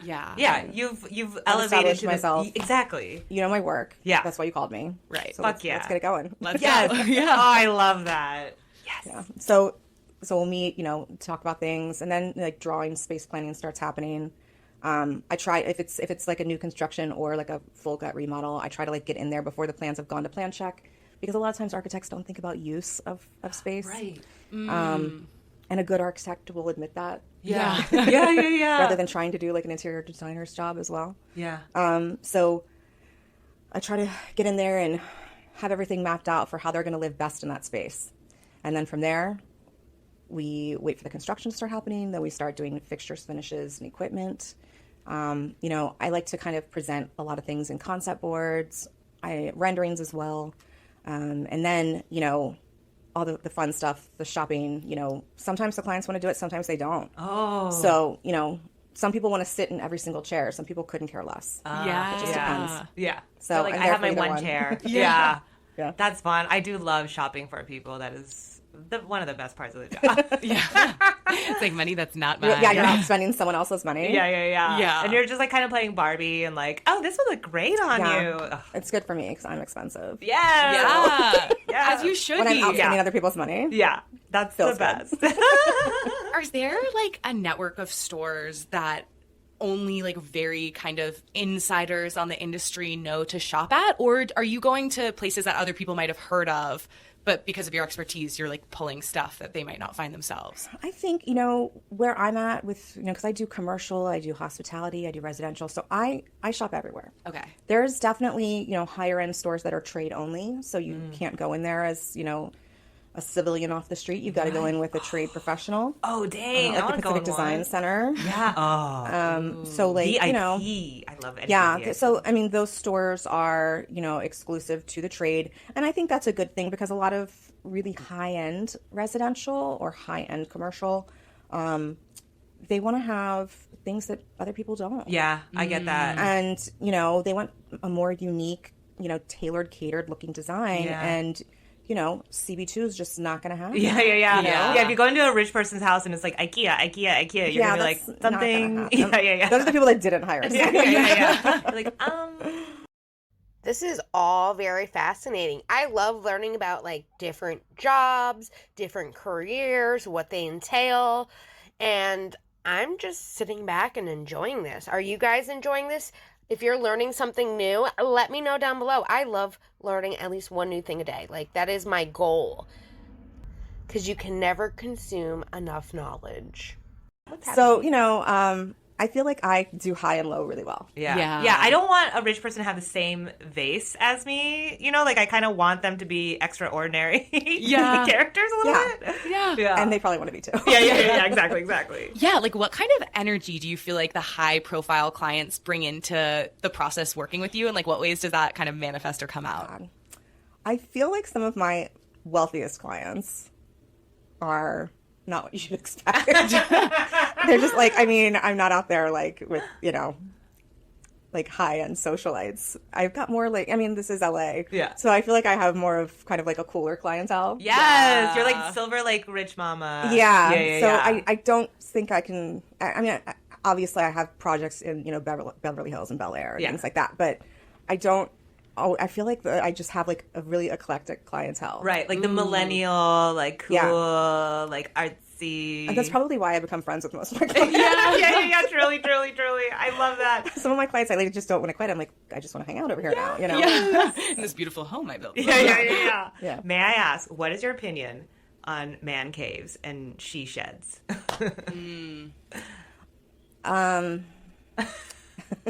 You're like, okay, I think that they can be useful because, I mean, it's not something I would, like, aspire to do in my life. Yeah. However, this kind of goes back to your other question about, like, designing for a couple that has different tastes. Yeah. If there's a man cave to put all that shit that you don't want to look at. Yes, yeah. You know, your weird it's like Budweiser, 2 birds, 1 stone. Like, I don't need to look LED at all light. of your, you know, sports memorabilia or your collection of swords. Yeah. That you man cave, and we can hide them in.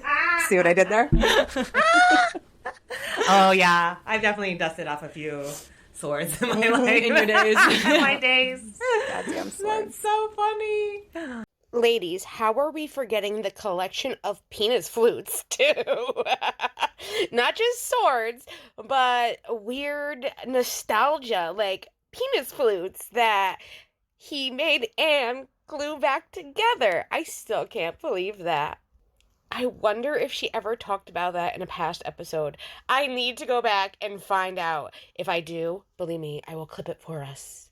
So, yeah, they can be useful in that, you know, you can kind of hide things in them. Yeah. So, you know, if you've got a house big enough for a man cave or a she shed and there's things that you don't want to see in, like, your living room, or even, you know, if you have, like, a less formal living room or you got, like, a pool table or something, like, I don't need, like, a light up neon sign that says, you know, like Budweiser. Like, that could go in the man cave. You know what I mean? Yeah. Yes. Like, you can still make a rec room, quote unquote, chic. Yes, I agree. Okay, something that I would love to know is, are there any trends that you're just like tired of, that you're like, we as a society need to move on from? Yes, good question. Okay, this is going to be weird because... And don't feel like you can. I know I have a very particular taste, so like No. I will not be offended. Okay, so I look at real estate like every day. Love. Yes. I look at real estate out here. I look at real estate in Philadelphia, where I'm from, and I feel like real estate listings should have a comment section because the flippers need to be under arrest. They need to be arrested. Straight to jail. There needs to be a special place in hell for some of these flippers. Oh my gosh. It's god awful. They can build it for themselves. Who was I that? can't do it anymore. Famous flipper couple that was on HGTV. yes. They got divorced. I did. Yeah. What was their name of their like show? Christine or something. Yeah. Yeah. I did not like their style, and I could No, not it's watch really that show. bad. It was way too much. Like Too much. Yeah. So I think that there should be a comment section, Yes. and people should be arrested. I love So there's that. Other trends. I mean, I think, you know, look, I feel like a very elevated taste, and it's not for everyone. And I recognize that, you know. I think you should always be happy with what you have. And hire a designer that you think is going to give you that. Right. But also, like, don't be afraid to, like, hire somebody that might make you step out of your comfort zone, because you might be really happy, you know, with something different. Yeah. But, you know, like, if you're into, like, maximalism, don't try to be a minimalist. Yes. Yeah. As you can You're a see, maximalist. there's Embrace it. Yeah. bobbits and trinkets everywhere in my room. And it's colorful and vibrant and Thank beautiful. you. I mean, Thank you. I can't. The only other like thing I could think maybe Anne would live in would be like something very like Japanese. Yes! Like, that would be it for me. It's She either knows this or me. that. There's like no in between. Yeah, 100%. You know me very well. It'll be like Totoro's like tree hole or whatever. I'm all for man caves and she sheds. Like, that's something that me and my boyfriend have always kind of done, where I've had my own space, he's had his own space. We have plans to have each other's spaces and what we're going to do with each other's spaces. And mine is, you know, the crafty computer setup, YouTube setup area that I dream and I need to accomplish. Like, I need to start moving on this, though there are other projects that I want to get done around the house first. Before that'll come with time. And he's like, I just want a place where I could play my music. And I mean, technically his man cave is the garage. Like, so he has 2 places, which I get. Like, you can't play your guitar in the garage, but that's the purpose. Like, you can have your garage space, and as long as I'm welcomed in there and can hang out, that's all that matters. And I love doing woodworking stuff. So like my space would have a lot of woodworking stuff, which would have power tools and things like that he would like to use. So it's not like we wouldn't occupy each other's spaces either. But I can understand, like, certain things that one person likes that maybe the other person doesn't like, and they don't really want that out and about. That's compromise with any relationship. And I totally agree with Lucinda. Like, find an interior designer if you can afford one and want one that is going to give you what you want, but don't be afraid also to step out your comfort zone and try something else that maybe you haven't tried or maybe you didn't think you liked, because you never know. You might just like it. And I try to imply that with the kids too. Like, you don't know that you don't like blueberries if you've never tried a blueberry. So like, try one and then say you don't like it. And I try to do that with myself too, because for the longest time I thought I didn't like blueberries until I actually had one. So yes, I'm that kid too, so I get it. It's nice to step out that comfort zone and see that you like other things. So that is the one thing. Okay, another trend that I think I do like where a lot of the trends are going right now. I feel like things are becoming more like earthy and organic, whereas before a lot of like the contemporary stuff was very cold. And I think sometimes the higher end really doesn't transition to a lower end like implementation of it. Like, when people try to do like a modern look in a Spanish style house, like I hate that. Don't do it. They're Spanish modern. Like, don't try to make it modern. Right. Like, lean Spanish into what you modern's have. gorge, like lean into what you have. And that's so true. Like, you bought the house. Yeah, like embrace the character Embrace and the bones architecture. and the soul of the space. Don't take character out of things. Even if you don't like it, you can adjust it without completely taking it out. Yes. Okay, we might have to take this out because of your NDA, but just maybe it's safe, so I'm going to say it. But when working on Schwartz and Sandys, I remember the first inclination for the Toms was to, and I didn't sign an NDA with a bar, so I feel like I can talk about this, but they had these really How the tables high... have turned. Yeah. You signed an NDA is the name of our show now. Anne can speak on this. I cannot. And they can never get it right. They're always like, I signed an NDA, and we're like, no, we signed an NDA. But thank you for All the three of us mention. signed an NDA. Yeah. The name of this episode is We Three Signed an We NDA. signed an NDA. Oh my God. Maddie, our producer, I hope you caught that. But they had these like really tall ceilings, and I thought they were beautiful. Yeah, the tall ceilings. And they wanted to drop the ceilings down. What? Yeah, and I was like, that would cost so much money in my mind. I mean, I'm sure they had a vision that was lovely, but I'm so glad that We wound up not doing that. Yes. Yeah. I'm trying to think what I can say. I mean, look, I think Schwartz and Sandys is really cool. Yeah. And if you I'll give them haven't that. gone, I think people should still go. Yeah. What people took out on that bar the way that they felt about a person. Yeah. And I don't think that's fair for the bar, because the bar was innocent. Yeah. Yes. Yeah. The bar was innocent. That poor place has gone through a lot. It's gone through hell, and it's still standing. It's still standing. And still standing. they are making some changes over there coming up that I'm Oh. gonna try to be a part of Okay. in my own way. Yeah. Godspeed. But I think what people don't realize is that, they want to like blame everything in that bar on him, and he wasn't even around that much. Right. It was me and Schwartz the whole time. As we saw on the show. As we saw on the Yeah, show. no, as we saw on the show. And Yeah. it's like people are like have so many different hustles They're like, these I'm days. sure that was him. I'm like, no, it wasn't. Yeah. What was that like for you? Because, like, Yeah. something Oh, with that was hard. NDAs that we've realized is, like, while there's a lot of, like, factual stuff that you can't share, like, what we're honestly more curious about is just, like, the experience for you as a human being with everything that went down. So, like, how did that feel? Yeah, because like interior designer really has nothing to do with the characters on the show, but somehow you're being like affected by the riptide that is. I was like catching stray bullets. Yeah, like, Yeah. yeah. Thank For you. sure. Well said. Yeah. I just love how these three flow together, and that is how we got the name of this episode. I love that, Anne can speak about how she feels, and I felt the same way when it came to Schwartz and Sandys, when I was thinking, like, why would you drop these ceilings? And man, that's got to cost a lot of money, which it probably does. And it was more of a Spanish style to begin with. I'm pretty sure it was a Mexican restaurant before it was Schwartz and Sandy's, if I recall correctly, which they could have played into so well. But listen, their design is their design, and I do believe it looks fantastic from everything that I've seen.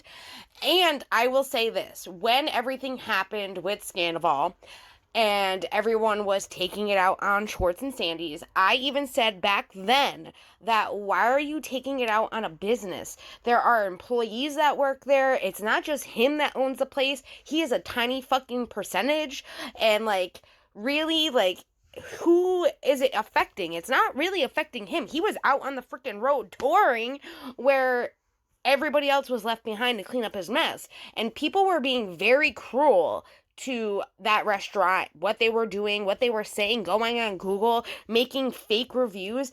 It was childish and petty. And like, I get not liking Sandoval because I don't like him either.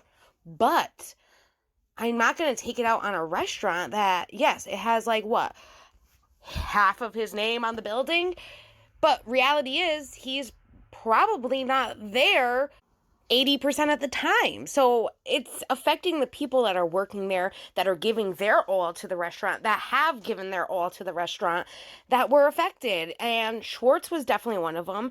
And it's sad to hear that Lucinda was affected too. And I know that she puts a lot of hard work into her designs and concepts, and that's truly got to hit home for sure. And I'm sad to hear that. Well, I think, you know, when Schwartz and Sandys did open, people were like, "Oh, I get it now," you know, because there was like this whole the way war they waged on the name, so people were like all up in arms about the name, and then they were all up in arms about it's not opening and what's going on, and right. And then when it opened, they're like, "Yeah, it's a fucking vibe. Yeah, we get it," you know. And I was like, "Yes, yeah." And then that happened, and they're like, "This is the ugliest place. Oh, this is the worst place ever. Let's burn it to the ground." Bias exists, y'all. it does. And I'm like, no. Even though I'm like, I understand like why you feel that way, but like take it out on the person. Right. You know? Right.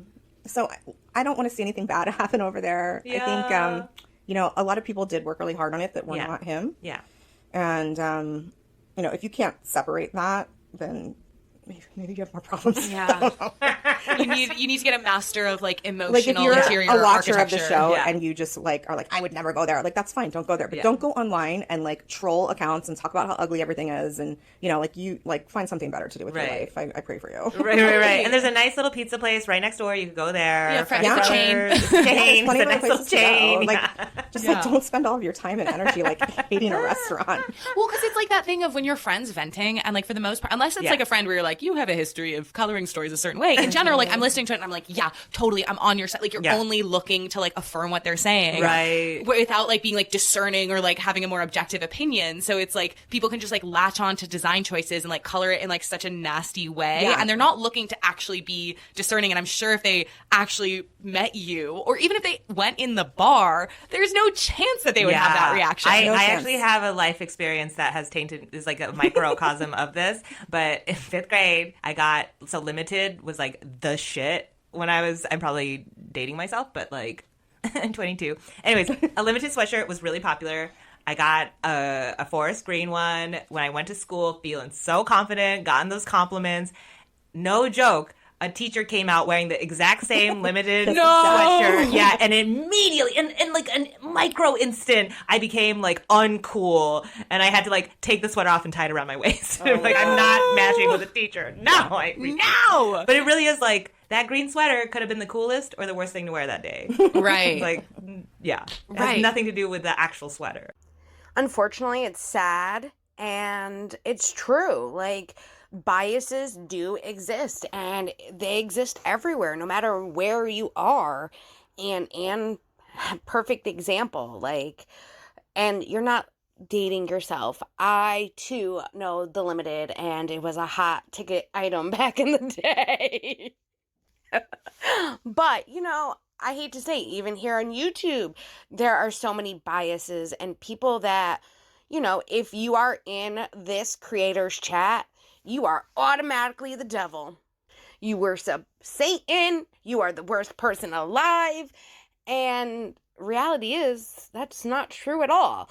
And if you are going to allow yourself to have those biases and attach yourself to just what other people say and do, and that's something internally that you do need to deal with. And it's something that I've learned throughout life. And I will say YouTube gave me a whole different perspective on how biases are.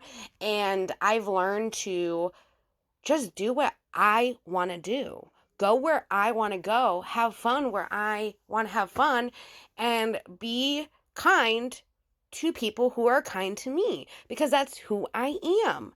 And nobody's going to change that. And there are people on YouTube that really they think that just because they don't like you, they can say and do whatever the hell they want about you. And it's so cruel and nasty and just disgusting. And I don't want any part of it. I don't. Even there are people that I would consider my friends that say and do things that I morally do not stand with. I don't agree with. I've told them that I don't like that you do this, and they have continued to do that. And unfortunately, I have to separate myself because I morally can't sit there and just watch somebody berate somebody else for no reason. And I get people are hurt and I get people are upset, but the way you go about it shows who you are as a person, and it reflects on your character, and people can see that. And if they can't, that's their own problem, number one. But people respect others that, can respect themselves as well as others. And I get being upset and wanting to just tell somebody off, but there are ways you can do it without being also a nasty cunt too. And I'm going to use that word because literally that is the best way to describe it. And I'm not talking about anyone in particular. I know that I have my haters that watch this too, that don't even like VPR, but they just want to hear what I have to say. I am not talking about anyone in particular because I am involved in a lot of communities, and there are a lot of issues within a lot of these communities, and it's sad to see. And I need to stand with who I am, and I will always do that, and I'm not going to let other people affect me. And if that is a problem, then that's a problem for you. It's not a problem for me. Anyways, enough with my rant. Let's go back to Ann and Amanda and Lucinda, because I hear this is where the tea is going to be spilled. No, 1,000%. Yeah. I'm also curious, with the house that you worked on, are we able to sort of openly say, as we saw on the show? Casa Scandoval. I think okay, so how it all started was the house. Yeah. And that's how I met Tom and Ariana. Oh! Because my friend Andrew, who I did the house with, I did not do the house on my own. Andrew. Shout out, Andrew. Yes, shout out. He was really good friends with Kyle Chan, and they introduced us when they bought the house. Love they were that. They need a designer. So that was our introduction. And we worked on the house during COVID for 2 years, it felt like. Wow. And that was, let's talk about that. Because Love there was a whole storyline this season about them not having any furniture. Yes, Which was so annoying because everybody on the cast knew they were working with us and had met us and knew what was going on. Right. They did. I do remember. So when I rewatched all the past seasons and then going on Reddit and there was a lot of LOL, they got this new house, but they can't afford furniture. Those bits. Which They are very spent a lot funny. more on furniture than anybody else. Yeah, exactly. That I can tell you. Yeah. There was nothing in that home that came from a cricket. Yeah. Which I can't say the same for other people. They were talking shit about that house. So, read between the lines. Yeah. Did the person who said this maybe have multiple multiple plastic poster or surgery? what do you call them? Nose jobs? Multiple nose jobs, yeah. Just curious. Just The question we asked. No correlation with Pinocchio. Yeah. or Michael Jackson. Also, I don't think we should all judge people's homes. Yeah. I think look at people's homes and be like, I love that. It's beautiful. Don't they be did live in a very beautiful home. Their home was beautiful. Yeah. And the things in it were beautiful and took time and effort. to make that a cohesive Yes, can space. I compliment you right now? The way, Yeah, go for it. like I know we joke about his swords, but like you blended that in so perfectly with like the other decor where it looked beautiful and it looked so nice And like elevated. That's yes. the goal. Yeah. Yeah, I mean, that to is be fair, literally your job. I hid the swords on picture day. And then he was going around saying that like I kept bringing out the swords and he was hiding them. What? That's wild. And he was making a joke, but he I knew I was hiding the swords. Yeah. It's just, that should have been in a man cave. Yeah, Yeah. I will say Lucinda definitely hid those swords pretty damn good in that house, that it just blended very well. But interesting to hear that she hid the swords for picture day. That is funny. I love that they have a little inside joke about it. I wonder, though, if she had to hide the penis flute, too, because that was in that same section as well. I don't think they wanted that in the photo. I mean, it's nostalgic. It's a penis flute. I will never get that stupid thing out of my image either, because, like, it was just the craziest thing I've ever seen. I've never seen anything like an instrument made into a man's genitalia. Like, I don't know where you would find that. Like, I mean, I know where they found it, but like, other than that, it's like, who thinks of those things? Because I know I wouldn't. But we did hide them on picture day, so there was that. Yeah. But yeah, so that's how we started. That's how we met.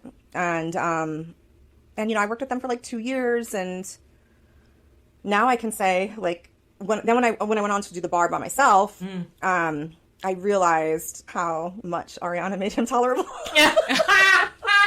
And that's a feeling. And that's a feeling. That's a feeling. That's a feeling. We're allowed to talk about our feelings. It's like doing the opposite. Usually you're like, your feelings are valid, and you're like, your feelings are not used against you in a court of law. Do you know what else made him tolerable? Ooh, do What? that. Oh, I love you. You, because right before pictures is when you started. Yeah. Right when we were finishing design. And at one point I was like, we have to do pictures. Like, no more, like, we're done, we're doing pictures. Because it was like, that house would have been like the never-ending design pit. Yeah. Totally. 'Cause there were still things that we didn't get to. But I was Yeah. like, this has dragged on too long. Like, you know, we were in like total design fatigue. Yeah. And Anne came in, and I told Andrew, I said, you and I are going to have to take like a week and just go in there and just put things in drawers and hide things. Because there was just like a lot of stuff. There's a lot of stuff. And then Anne had started, and I said to Andrew, I said, so Tom's got, because before his cousin was his assistant. I remember, yeah. And Anne was like a real assistant. And so she like came on the scene. Right. And I said to Andrew, I was like, so Tom has like a new assistant, and the house is in great shape. Yes! I was like, I don't think we have to take a week off now. Oh my God, that's the best compliment. Oh my God, thank you so much. She made our lives so much easier. Oh my God, I love that. Thank you. You're an amazing organizer. It's You such a are. good skill. Thank you. Oh my God, thank you so much. That makes me so happy. I feel like you like made his life, like you put him in such a better place. Oh my God, thank you. You really did. You really did. Thank you. And it's hard because it's like there's Maybe this... not deserving, but, Well, you did it. You did it, kid. Yeah. A lot of people online are like, "Oh, she's not I don't think she's a real assistant. I think I she's can't stand those hired." people. And I'm like, no. This was my real job. Like, of course, I did comedy and acting and stuff. Yeah, but, like, somebody the other day, got they paid. wrote something like that. You were just seeking screen time, and I'm like, if she was seeking screen time, we would have met her 3 seasons ago. Yeah, Literally. Hello? Yeah. Like, people don't realize I've been on for 3 seasons. Yeah. Anne's been around for 3 seasons, but she just shut up this year. Yeah.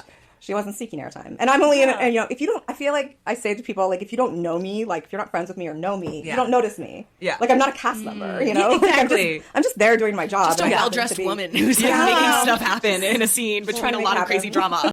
Wow, I can't believe that Anne's been around for 3+ years. Like, I knew she wasn't just like some new assistant when they showed her the season. I knew that she was around, but I didn't realize like how long she's been around. And I agree with like Lucinda. Like, if Anne was trying to get screen time, she would have been on a long time ago. I think that we really needed to get to know who Anne was, especially with the Tom and Ariana separation and how they went about living together, though they didn't speak together at all. Like, there was no conversations had. Like, we needed to see how it worked out in that house and how Ann handled it all. She was the mediator between the two. And I think her role was very important. And I believe that we also needed to get to know who Ann was, because she has more of a role per se that we didn't quite understand until we got to really know her. And I'm glad that she's still with Ariana and doing something that she enjoys, and I cannot wait to find out what her title is. That's something about her.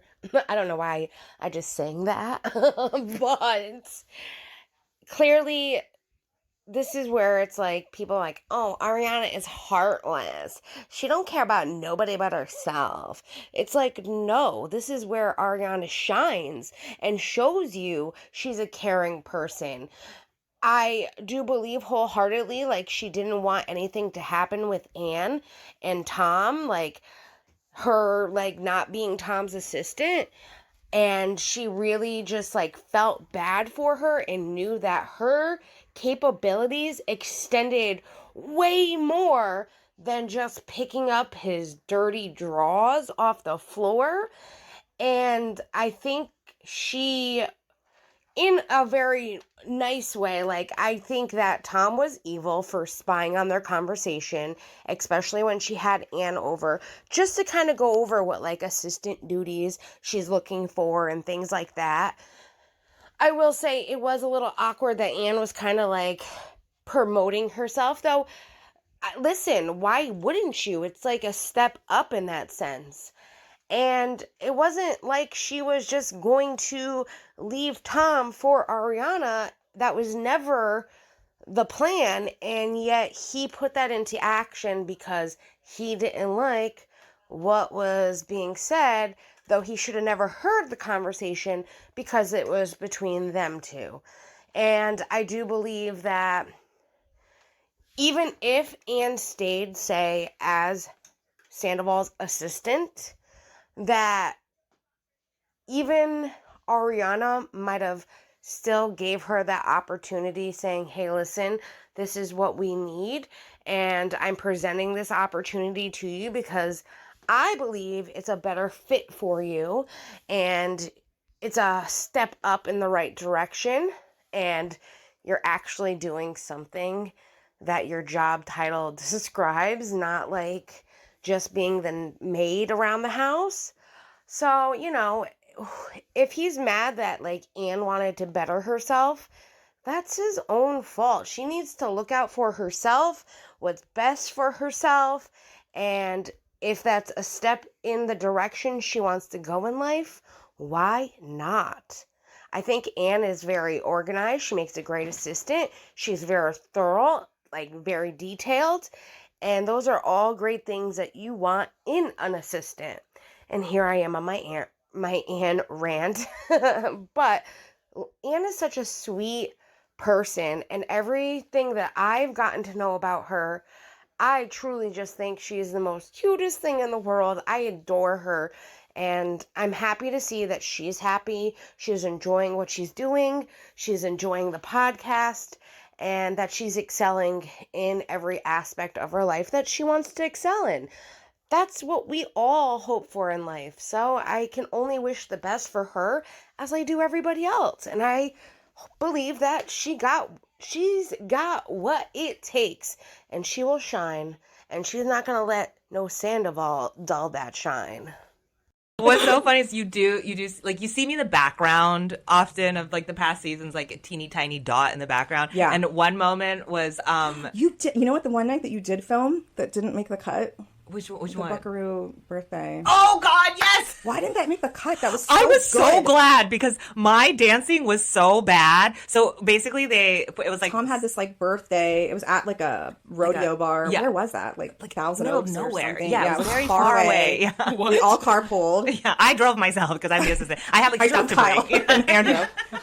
But it was like you had to dress like rodeo. Yeah. Okay. And it was actually really fun. And It we was really filmed fun. that night. Yeah. And there was no. I mean, they did not keep. I hired a I feel like it made rope. the trailer. Yeah, it did make the trailer because I hired a rope, Like a lasso? a lasso showman cowgirl. And there was lady. a bull, a mechanical Riding, bull. yeah, Fun. that was really fun. And then we did a thing where they taught us a country line dance, and that's where I was like, no, don't make me be on camera. Don't make me do this. Oh my God. Like, I cannot learn. That is so vulnerable. Just like to be like new choreography Yeah, for yeah. America to see. Country line dancing. Yeah, and it was like kind of like sexy moves because it was Ariana's a very sexy, good dance. She's such a good dancer. We know she's such a good dancer. And so they were like kind of like those like like twirls and dips. Yeah. And I'm like just like a stiff robot like trying to dip, standing next to Lala, who's like I don't remember just that so at fucking all. gorgeous. Yeah, Lala's like shaking her ass effortlessly. Yeah, and I'm like, get me out of here. No, he looks cute, and your friend was with you. Yeah, Jess. Who we saw Who we bartending. saw. Did you see her? Who was not paid to bartend. Yes. And we're talking to her soon. Yes. Coming episode, we will hear from We Jess. will get the dish, y'all. Yeah, we had a good time that night. We had a real good time that night. That was so fun.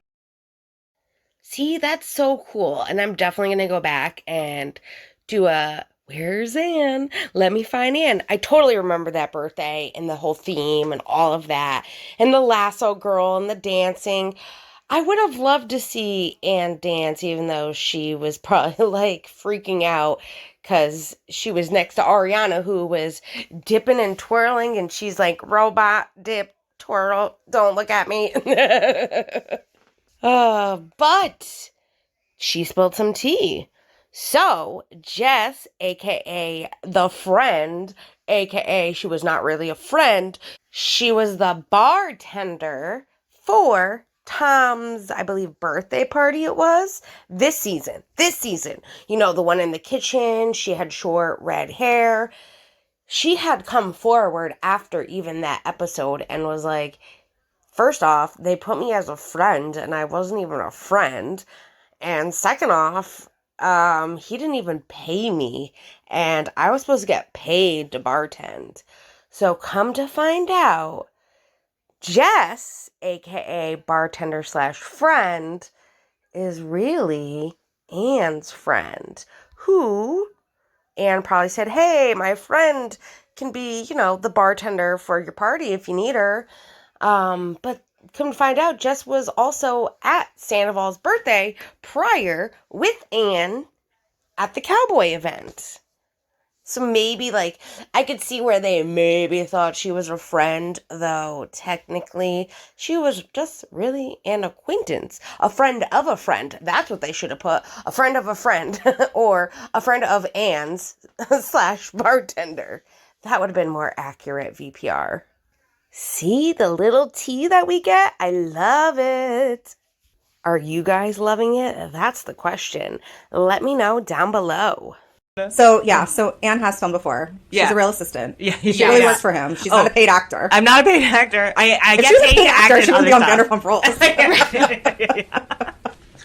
Yes. Yeah, I'm a paid actor on sitcoms and commercials, not on Vanderpump Rules. That is my real When life. I found out that you were filming this season, the excitement I had, I was like, I cannot wait for the world to meet Ann. Yes! I cannot wait for the world to meet Ann. I was like, she's like the love child of Aquafina and Michael Cera. Oh, Yes! Oh my god, Lucinda, that's the most perfect description. And if you don't love her, there's something wrong with you. You're fucked up and You're you don't fucked have up. the full picture and go to jail with those horrible flippers. Yes. It's like, Ann is amazing. Amazing. I love you guys. My head is gonna swell and rock into the the trolls moon. that come after her, It makes me it brings out my hold my earrings vibe. Oh, I love It you. does. It makes me so angry. You would 'cause I'm take like, off your earrings and find someone I for would, me? I would throw my earrings away for you, man. I get so mad. I get so heated. I love you. I get heated because it's like kicking a puppy. Oh. literally, If you're being mean literally. to Ann on the internet, you're a puppy kicker. You're a puppy kicker, and it's you're a also horrible person. you know so little about Ann. You know so little about this woman, and every time I see you on screen, you light up my life. Oh my You have gosh. such a positive energy that is so consistent. The people that love you are the good fans. Yes, They're the yes. good fans. They're the fans that I'm so get happy. it. They can read between the lines. They don't need the edits to give them the show. Yeah. And it's so frustrating for me being like, oh, once someone has convinced themselves that you are not, quote, a genuine person or that your intentions aren't pure, there's nothing you can do to those people are red pills. Like, there's nothing you can do to be like, no, this is actually an incredible friend, an incredible person, a really hard worker. I couldn't agree more. Anne warms my heart. She brings a presence anytime she walks in a room, especially on Vanderpump Rules, where you just have to love her. She is so adorable. She's so cute. She's always happy. She's always smiling. Even when she was crying and sad, like, she was still, like, just this sweet girl that you just want to hug. Like, I don't know. I know some people might disagree with me, but, like, I have a quirky, weird personality too, and people call me Wacky Jacci, and they think that bothers me, but I embrace it. I love it. It's not the first time I've heard that. Like, come on, my name's been Jacci my whole life. You don't think I heard Wacky Jacci before?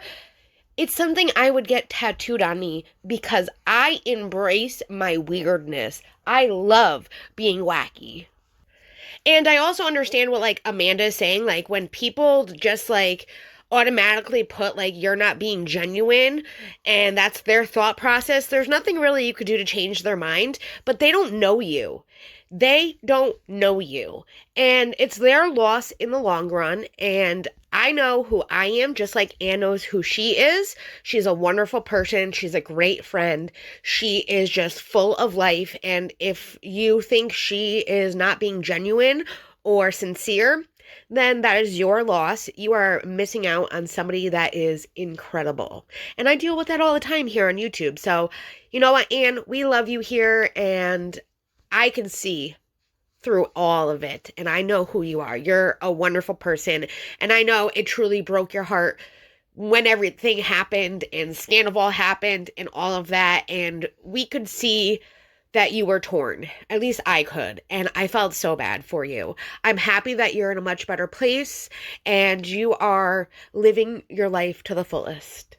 But sometimes I like to get on, like, TikTok, and I will fight you in the I love it. I just like to fight. Yeah, when I see a Lucinda comment, and, like, they slay, too. It's like, no one can respond because it's just, You're like, not going cuts. to win. Yeah. No You're not going to win. Knife, yeah. It's just like, pooh. And you're like, damn. I'm just out here spitting facts. I love it. But real quick, the thing that I was going to say, you see a blip of me at the Schwartz and Sandy's opening party. Yes, And you're standing next to Patrick. Yes, Shout out to Patrick.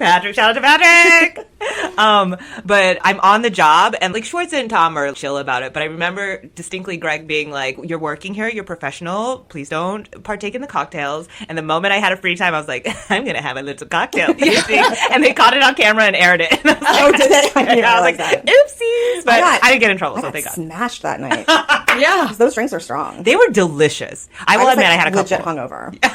Yeah. Big time. And plus, you know, Schwartz with, like, the shots. It's just, like, never ending. Schwartz will come up to you, and he'll just be like, shots, and just start passing shots around. Every reality TV cast needs one person. Like on Summer House, Martha's Vineyard, it's Shanice. Like, where it's just like, nobody's, like, people will be having, like, maybe a somber conversation about loss. Yeah. And then, like, from the background, it's just, like, her in a bathing suit. She's like, shots, people! And it really, it's a social service to be the shots friend of the group. It truly, truly is. Something I'm dying to know is, like, it's been such a contentious topic on Vanderpump Rules this season, kind of like the money about the house and, like, the offers and also like the furniture. What are you kind of able to share from kind of your more expert perspective? Yeah. I had to put a break in, but here is what I put in a little short as a preview for you guys. This is important, so pay attention to it. Especially because it deals with the whole lawsuit going on between Tom and Ariana and the house situation. So what I will say, and I don't want to speak for Ariana, but I'll speak to what I know. Okay. So he has put something forward now that's going to delay things even more. What? That's what I was told. I think. I'm not really sure. She explained it to me, and I said, what is that? Can I throw a theory? And I feel like I know a lot, and I didn't know what it was. Yeah. I was like, what's that? I have not talked to him. I've avoided him. The closest I've gotten to him was that day that we filmed, when he was upstairs and I was downstairs. Yeah. Can we talk about that, too? That day. He's... Can I say it? I'll let you say it. So the day that we filmed. Yeah. The day of my scene a couple episodes ago. Yeah. When I was in the house going over the inventory with Ariana. Right. Was the same day that Ann was fired. Oh my God. And the same day as the water tasting. Yes. Wow. And the day before, or 2 days before, Ariana and I were supposed to film, and you and Ariana were supposed to film, and he was not there, and that's the day that Maya got rushed to the hospital. Yes. Right. Yep. So I showed up to film. Yeah. Ann was there. She was like, Ariana just left because Maya had to go to the vet. Yes. And Yeah. the crew was all there. We were all waiting, hoping like she was going to come back. We waited for like an hour. Yeah. And they were like, we're just going to reschedule. Can Yeah. we come back in a couple days? And I'm like, Yeah. sure. Once the vet did the X-ray and saw all the stuff in Maya's like, tummy. Yeah. It was like, oh, Poor we're Maya. going to have to pump. Yeah. Maya's wild. Oh, Maya's so wild. I love her such a good so girl. much. I fucking miss her so much. Oh, I got to see her the other day. Oh, I'm in so her new jealous. house. Oh my God. In her Oh new my yard. gosh, yes. And you know what? I feel like the scene that I was in didn't really well convey like why I was there. Yeah. So why I was there was because she had asked me to make a list of all the things that they had bought. Right. Which I had. Because I have all the receipts. Yes. Receipts, proof. Timeline. Screenshots. I have it all. Yeah. I'll say this, I'd want Lucinda on my side with those receipts, screenshots, proof, all of that. Like, she is the girl that you want on your side when all of this shit is happening.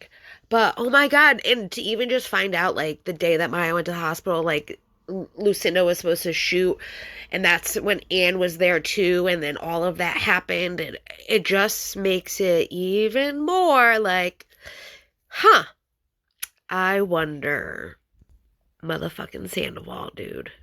So, and the way that, a lot of their stuff was bought was he would buy stuff, she would buy stuff. Like, they didn't have, like, a joint account. Right. That we bought things from. Yeah. And when I was doing that, because we had, like, a phone call that was on a previous episode, and I just kind of made a list of everything that I was giving to her attorney. So people were like, why are you getting involved?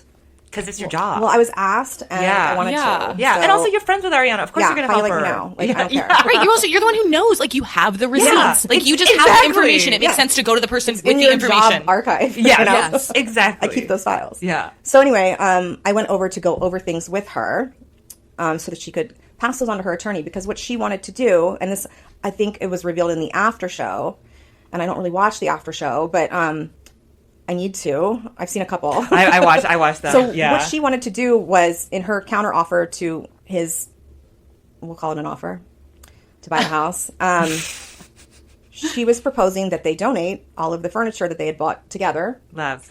to a women's shelter. Love. Which is a lovely thing to do. Yes. Because she's lovely. Yes. And we knew he was going to lose his mind because he's so attached to like things. Yeah. Like the fact that she bought that mirror and he thinks he bought it. Yeah. But the receipt says she bought it. The receipt says she bought it. It's right there. He will fight to the grave. And he was saying on the after show that we went together and we bought it together. And that is true. We were shopping, him and I, that day. But it's on her card. It's on her card. Yeah. Right. It's hers. Yeah, she paid for So it. I told her that she should take the mirror and put it in her gym. And that's going to be her gym mirror. Yay. I don't know. I love it. So that's so funny. So there's a lot of things in the house because for the most part they didn't really have anything that we didn't buy for them as designers. So I don't know if she's going to take. And I told her, I was like, I think it's okay to bring some of the things into this new house. Yeah. I said, you're in a good mindset. Yeah. Who fucking cares? You know what she should do? This is like bad DIY suggestion, but like what if she like painted the mirror, like the frame, a different color, made it her we can own? repurpose things. Yeah, I told her, right? like the serpent drapes. I said we can make pillows out of them. Cute. A little cushion. Like we Yeah. can repurpose. We can give them like a new life. Yes. Like how you have a new life in this new house. Yes. You know. Yes. I love so that. I don't know if she'll take some things. If we'll still donate things that were hers. TBD. Yeah. Yeah. My whole thing is context is everything. And though I like putting out like snippets for you guys and previews of these podcasts, I also want you to hear everything because it would be so amazing if the plan would have worked and they could have donated what they could to a women's shelter, but because Sandoval had a hissy fit and didn't want to do that, and she even said his offer, which we knew was a shit fucking offer, though he keeps trying to say that it was the best offer ever, I tried to triple the amount. No, bitch, you didn't. Like, I saw the paperwork to know that the offer was shit. But just how he is, it's like, that would have been like, just like, the smart thing to do. You're giving back. It's giving stuff to people in need and also ridding yourself of each other. Like, he feels like, I feel like he doesn't want to get rid of her, even though he wants rid of her. Like, he will always hang on to that relationship, and I think he's going to realize, just like Schwartz, that he lost the best thing that ever happened to him. That's my opinion, though, you know? I'm happy, though, that she is going to be able to bring a couple things to the new house, and she's not like Rachel, like, let me just rid everything. Because there are things that she probably really, really loved and she paid for and she would love to bring over. And he, though, makes everything difficult with that situation. I think it's a great thing that she's able to take some of the stuff that she really liked and bring it over. And I know Ariana, she will definitely donate whatever she paid for that she isn't going to bring over. I know it's TBD, but like, I know that's what she will do. And I can't wait to actually be like, she did it, guys. Because I just know her. I know how she is. She's very supportive of different charities. And even with the whole scandoval, I know people were offering to, like, you know, sell merch and give her the money, things like that. They wanted to help her out. And she's like, listen, I'm okay. I would rather you take that money and donate to this charity. And the women that sold the t-shirts that made the money that they were hoping to give to Ariana, they ended up donating it because that's what Ariana wanted. That is who Ariana is. And people neglect to see that with her. She is so kind and generous. She knows what it feels like to be on rock bottom and to have mental health issues, that she wants to be able to give back when she can and to be there to help if she can. And that's what I've always seen and loved about her. I love different things about each person. Ariana, though, I've always felt some kind of attraction to, even though I know she's kind of closed off as well. And there was just something about her, like, people was like, oh, she's not a girl's girl. She is. And if you really could see how she is, you would know she's being genuine with the things she's saying, not like how Sheena is 1 minute, like, I'm so happy for her, she got Dancing with the Stars. She's come a long way, though, from being my backup dancer. Like, that's petty bullshit you didn't need to add. That's you not being genuine. And that's how I see it. Those little digs that people have to dig on shows you all you need to know about a person. I'll tell you that. But I will keep us posted on all of this because I will be keeping an eye out and I'll be wondering as well what is happening with everything, though. Like I said, I'm happy that she can give some of those items a new life, maybe a repurpose, and enjoy them. I mean, that's why she bought them, to enjoy. So we'll see. And I'm still curious about the Lego portraits. But she is moved into her new house. Yay! For the most part. Congrats, Ariana! The old house is kind of still the way it is. Like, she hasn't really taken anything out of there yet. Oh, Yeah. out of the bedroom? Mm-hmm. Oh, That's tough. yeah. So, if she needs help, yeah. let me know. Yeah. So, the new house we're working on it now. Yay. Yes. It's super cute. It's beautiful. I saw pictures. It's beautiful. It's like a hillside home. Oh my So gosh. cute. So much charm. Again, flippers that should be in jail. But I'm going to fix that. Yes. I'm going to fix that. Yes. So she's excited. We're excited. We're going to have some really cool stuff. Yay. And I think it's gonna obviously be like a great fresh start for her. But I think, I told her, I'm like, are you ready for this like nomadic lifestyle? 'Cause Love. she's like, she's gone from like the Airbnb during Dancing with the Stars to living in New York. Yeah. And now she's back here for like a hot minute before she goes to film Love Island. Yes, which she'll be gone for a while. Fiji baby. Yeah, Is it she'll still be in Fiji? Fiji. It's in Fiji. Yes. Oh my god, that's So amazing. somebody's gonna come and stay at the house while she's there. Oh, I love that. But it's cool. We've met like the neighbors. Yeah. It's a very charming mid-century. It's so cute. It's not devoid of character. Yeah. Other people's houses. Yeah. Are there like words or specific kind of like just like things that encompass the vision that you have for this new space with Ariana? Yeah, so what people probably I don't know if people know this about Ariana, but she loves like dark, moody, like gothic looking stuff. Yeah. Like for a long time, we were like going to paint the house in Valley Village black. Really? She like always wanted a black house, and now she has one. Oh, I love So that. I know, I'm like, it's the black house of your dreams. Yes. Yeah. Oh, that makes me so happy. So I think it's so cool she got her black house. Yes. You know? So I think we're gonna do like some like dark and moody rooms. Lots of And then plants. I know she lots loves of plants. She's got a great yard. But we're gonna do some dark and moody rooms and then some bright and airy rooms because I think she needs both in her Yeah. life. Yeah. Definitely She a needs both balance. of those. Yeah. And I love and- that she planted clovers in the backyard of the old house so that the bees and the hummingbirds. There's a ton of fruit trees at the house. It smells Heaven. amazing. Heaven. I don't know if they're. I was like, are those like orange blossoms? It smelled so good. Yeah. And there's great views. Like it's so good for her. Yeah, you see Universal Studios. You can see Harry Potter and the Hollywood sign. Wow. Love that. It's a great spot. Perfection. Oh, I'm so happy for her. This makes me so happy. She's super happy. She's doing great. She's got a lot of things going on. And I know what I'm about to say is going to sound weird, but I mean, listen. Her big thing, like even in San Francisco, we saw she's like, oh, look, you could see people. Like she was people watching. The one thing she loves about New York is being able to walk out on her balcony and people watch in the morning. And I get it. It's like a thing. But I mean, how cool is that? Like she can literally like people watch in her new home and see like Orlando Studios and the people at Harry Potter. Like that sounds cool, dude. I would totally be people watching all day long. And the Hollywood sign, like when I first saw the pictures of her new home, I really thought she didn't have much of a backyard, at least from what I could see. But hearing Lucinda say that, like, she has a big yard and stuff, that gives me a better understanding of her new house and her style and all of that. I can't wait to see it when it's done. What about you guys? Do you know what I'm so nervous about? I'm like, what if I see Maya? Maya doesn't remember me. Oh my God. She will. There's no way. So. Yeah, she's so smart. She's a loyal dog. Yeah. I think, people are reaching out to me and they're like, I hope, she's not friends with them anymore and things like that. Whoa! Wait, both? There's a lot going on, yeah. What? And what I can say is she is unbothered as fuck. Like, she is unfucking bothered by the chatter and the bullshit going on. Like, she is just like, Love that. Yeah. Oh, I said this before and I'll say it again. She's a good egg. She's got she's a good good head. person. Yeah. Honestly, like when I first, like, because I'd seen the show.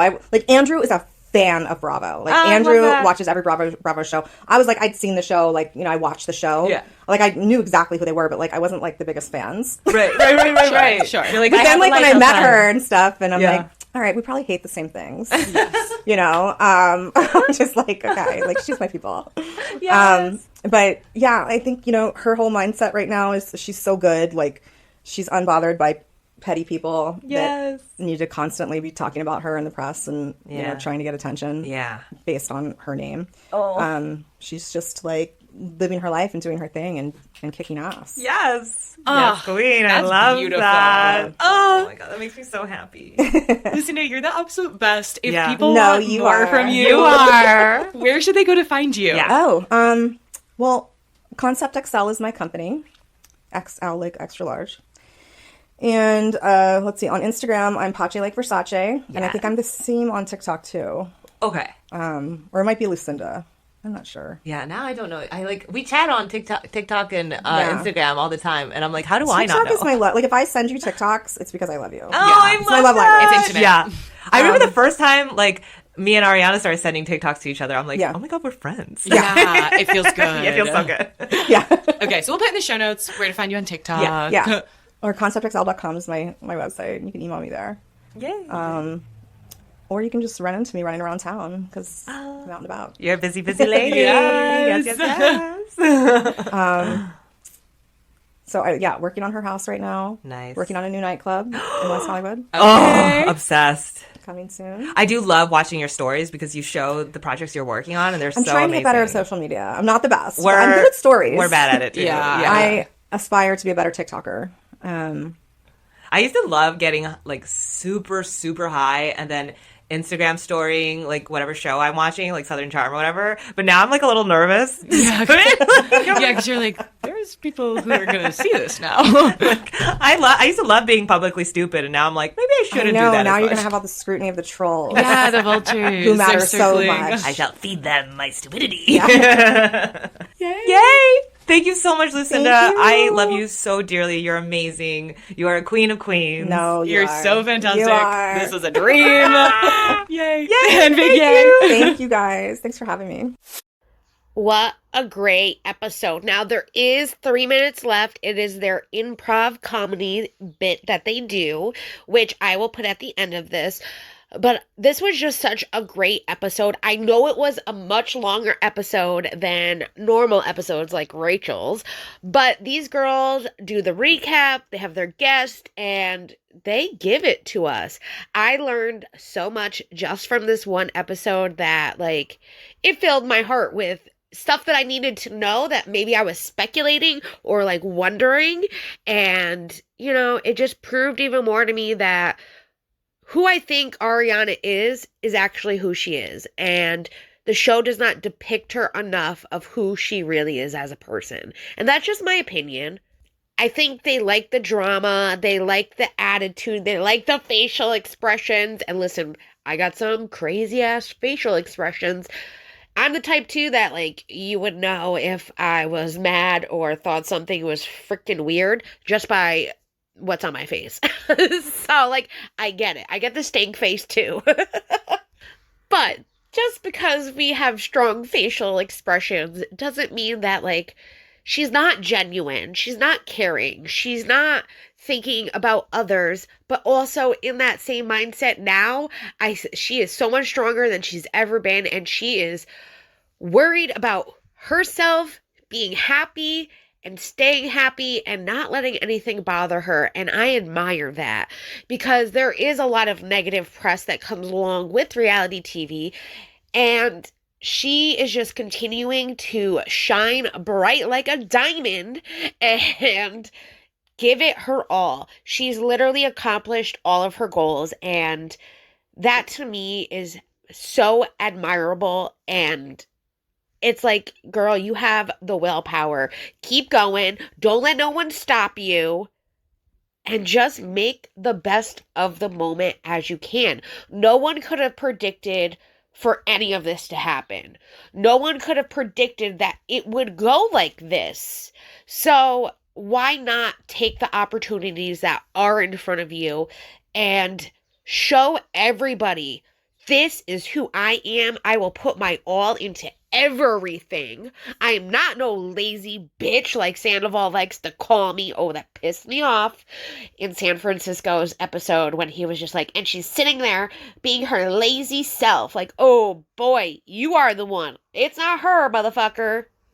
But that's what Sandoval does to me. He, likes to light the fire under my ass to want to fight him. But metaphorically speaking, because I would never do that. I would probably have some choice words to him and then give him some words of wisdom and tell him, like, I might not like you, but I still wish the best for you. I just think you're making poor choices in your life, and everybody is watching, and we are seeing these poor choices, and it's not looking good for you. Step up your game and stop being such a narcissistic asshole, and realize that having empathy for others and, admitting your wrongs takes a lot more courage than being a condescending asshole 24/7, 365. That's just how I feel. I mean, it would probably still come off a little harsh like that, but I would, let him know how I feel. I've never been the type to not tell somebody how I feel if that's how I felt. And that's kind of probably why people might say that I'm not genuine, but I mean it with a good heart. And though people might not like my opinions, unlike them, I still wish them all the best, even if they hate my guts to the end of the earth. I don't wish any ill will on anybody, because going through that pain is so difficult, and I can understand that because I've been through pain and trauma to know, and I don't want anyone having to deal with that. Do I wish that people can be kinder and nicer and have empathy for others and not be such complete petty dickheads online because they're behind a computer screen and they can type and say whatever they want and it's not into someone's face like they wouldn't do that to them on the streets? Of course I wish better for this world. I would love if this world we could all just have a little bit more understanding, think before we speak kind of a situation where there's no need to be hurtful and hateful to people, even if they've been hurtful and hateful towards you. It shows who you are as a person and how you handle situations. If you are going right back in their face and shoving things in their face to make them hurt and to make them suffer, that shows the type of person you are. And that's just something I'm not down with, or something I personally think is okay. And I know that I've been pushed to certain limits where people have gotten me to be a petty Betty, and I can admit those faults, but I also know who I am as a person, and I know what I want in this life, that is not who I want to be. And though other people are cruel human beings, and sometimes you just have to say, fuck it, like, I'm still not going to stoop down to their level, and I am working on being better in the petty department because you never know what somebody's going through, and I don't care if they don't care what I'm going through. I'm still going to give a shit if they're going through something because I don't want that done to me. Do unto others as you would want done to yourself. And I believe that is a strong lesson that this world needs to understand and be more respectful of. I know I got on a little rant, and you know what? We need some laughter. This was a great episode. These girls do a wonderful job. I will link their podcast down below. Please check them out. I might be covering more episodes of it. I really did enjoy this. I know it's longer than most podcast episodes, but I still enjoy doing it. So why not do it? So if you think that this is something that you would want to see again here on my channel, let me know down below. But please make sure to support Ann and Amanda. They do a wonderful job with their podcast. All right, let's take a look at their improv comedy skit. Welcome back, guys. Stay in your seats. I'm sorry, I was making noise with my mic. I hope that's okay. I'm going to be a nice teacher today. Stay in your seats, you cutie pies. Class might not be dismissed, but No, your no. ideas never will be in this room. We're nice teachers, see? We're nice today. Because I'm sad. Yeah. And I had diarrhea. Teacher had diarrhea today. So disconcerting to be the third person. Teacher had diarrhea. Teacher had diarrhea today. You kids, we're going to watch a VHS tape. Yeah. This episode, we saw a supremely awkward interaction between two people who used to fuck each other. Yeah. This is, of course, Joe and Schwartz. Yes. And the way they talk is so quintessentially like, I am trying to do bits and be normal. Yeah. Like the friends we maybe never were because there was always some underlying romantic feelings. Yeah. And it's like two adorable, quirky, adorky, like handsome, beautiful Hollywood human beings on the outside, but inside are like Teletubbies. Yes. So we are going to improvise a scene as Schwartz and Joe. We're going to get a suggestion from our producer. Our perfect She had producer. no idea she was involved in this bit. Surprise. We're going to need a location and a situation from you. Okay, the location is the ball pit. A ball at, pit. Like a children's fun zone. Okay, ball pit at Children's Fun Zone. And I feel like that's all we need. Is that crazy? Is that crazy? Let's get crazy. Okay. Yeah. Hi, Schwartz. Joe, a ball.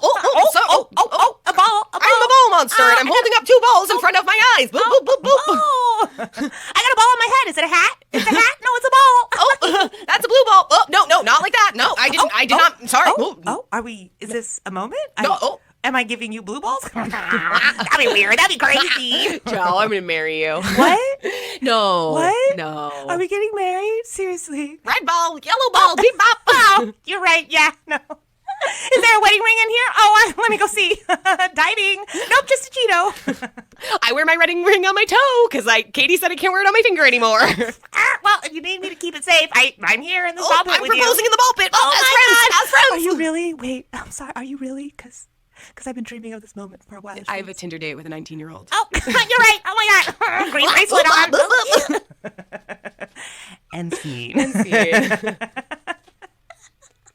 So, I hope that was as much fun to listen to as we had performing. yeah, I sort of short-circuited and blacked out. And even though I was really sad today, Yeah. I don't know where that was going. Never mind. No. I was just going to be like, subscribe. Also, okay, wait, here's what I will say. If you're listening to this and you haven't read the show notes are super funny. It's a group effort. Yeah. Our producer, Maddie, has some absolute brilliant zingers. Yeah. There's kind of an unhinged thing in the end that I wrote. if the show notes start referring to you as bitch, that was me, not our sweet angel. I will admit that, I'm going to use my diary as an excuse that I didn't. I really, you guys are pulling me along in the show notes. That doesn't make sense. No, your spirit is in the show notes. Thank you. Your spirit is in the show notes. Thank you. So that's just like a fun little shout out to our show notes. Yeah. It's like, maybe give them a go. And also, if you could turn on automatic downloads, that would be great. If you could give us a nice review, a nice comment, a like, a thumbs up. Thumbs up, a DM, yeah. a 5-star. Follow, yeah. And if you want to give us anything less than 5 stars, don't. Please don't. Please, we get it. We get it. We get We're it. not for I'm everyone. not your cup of tea.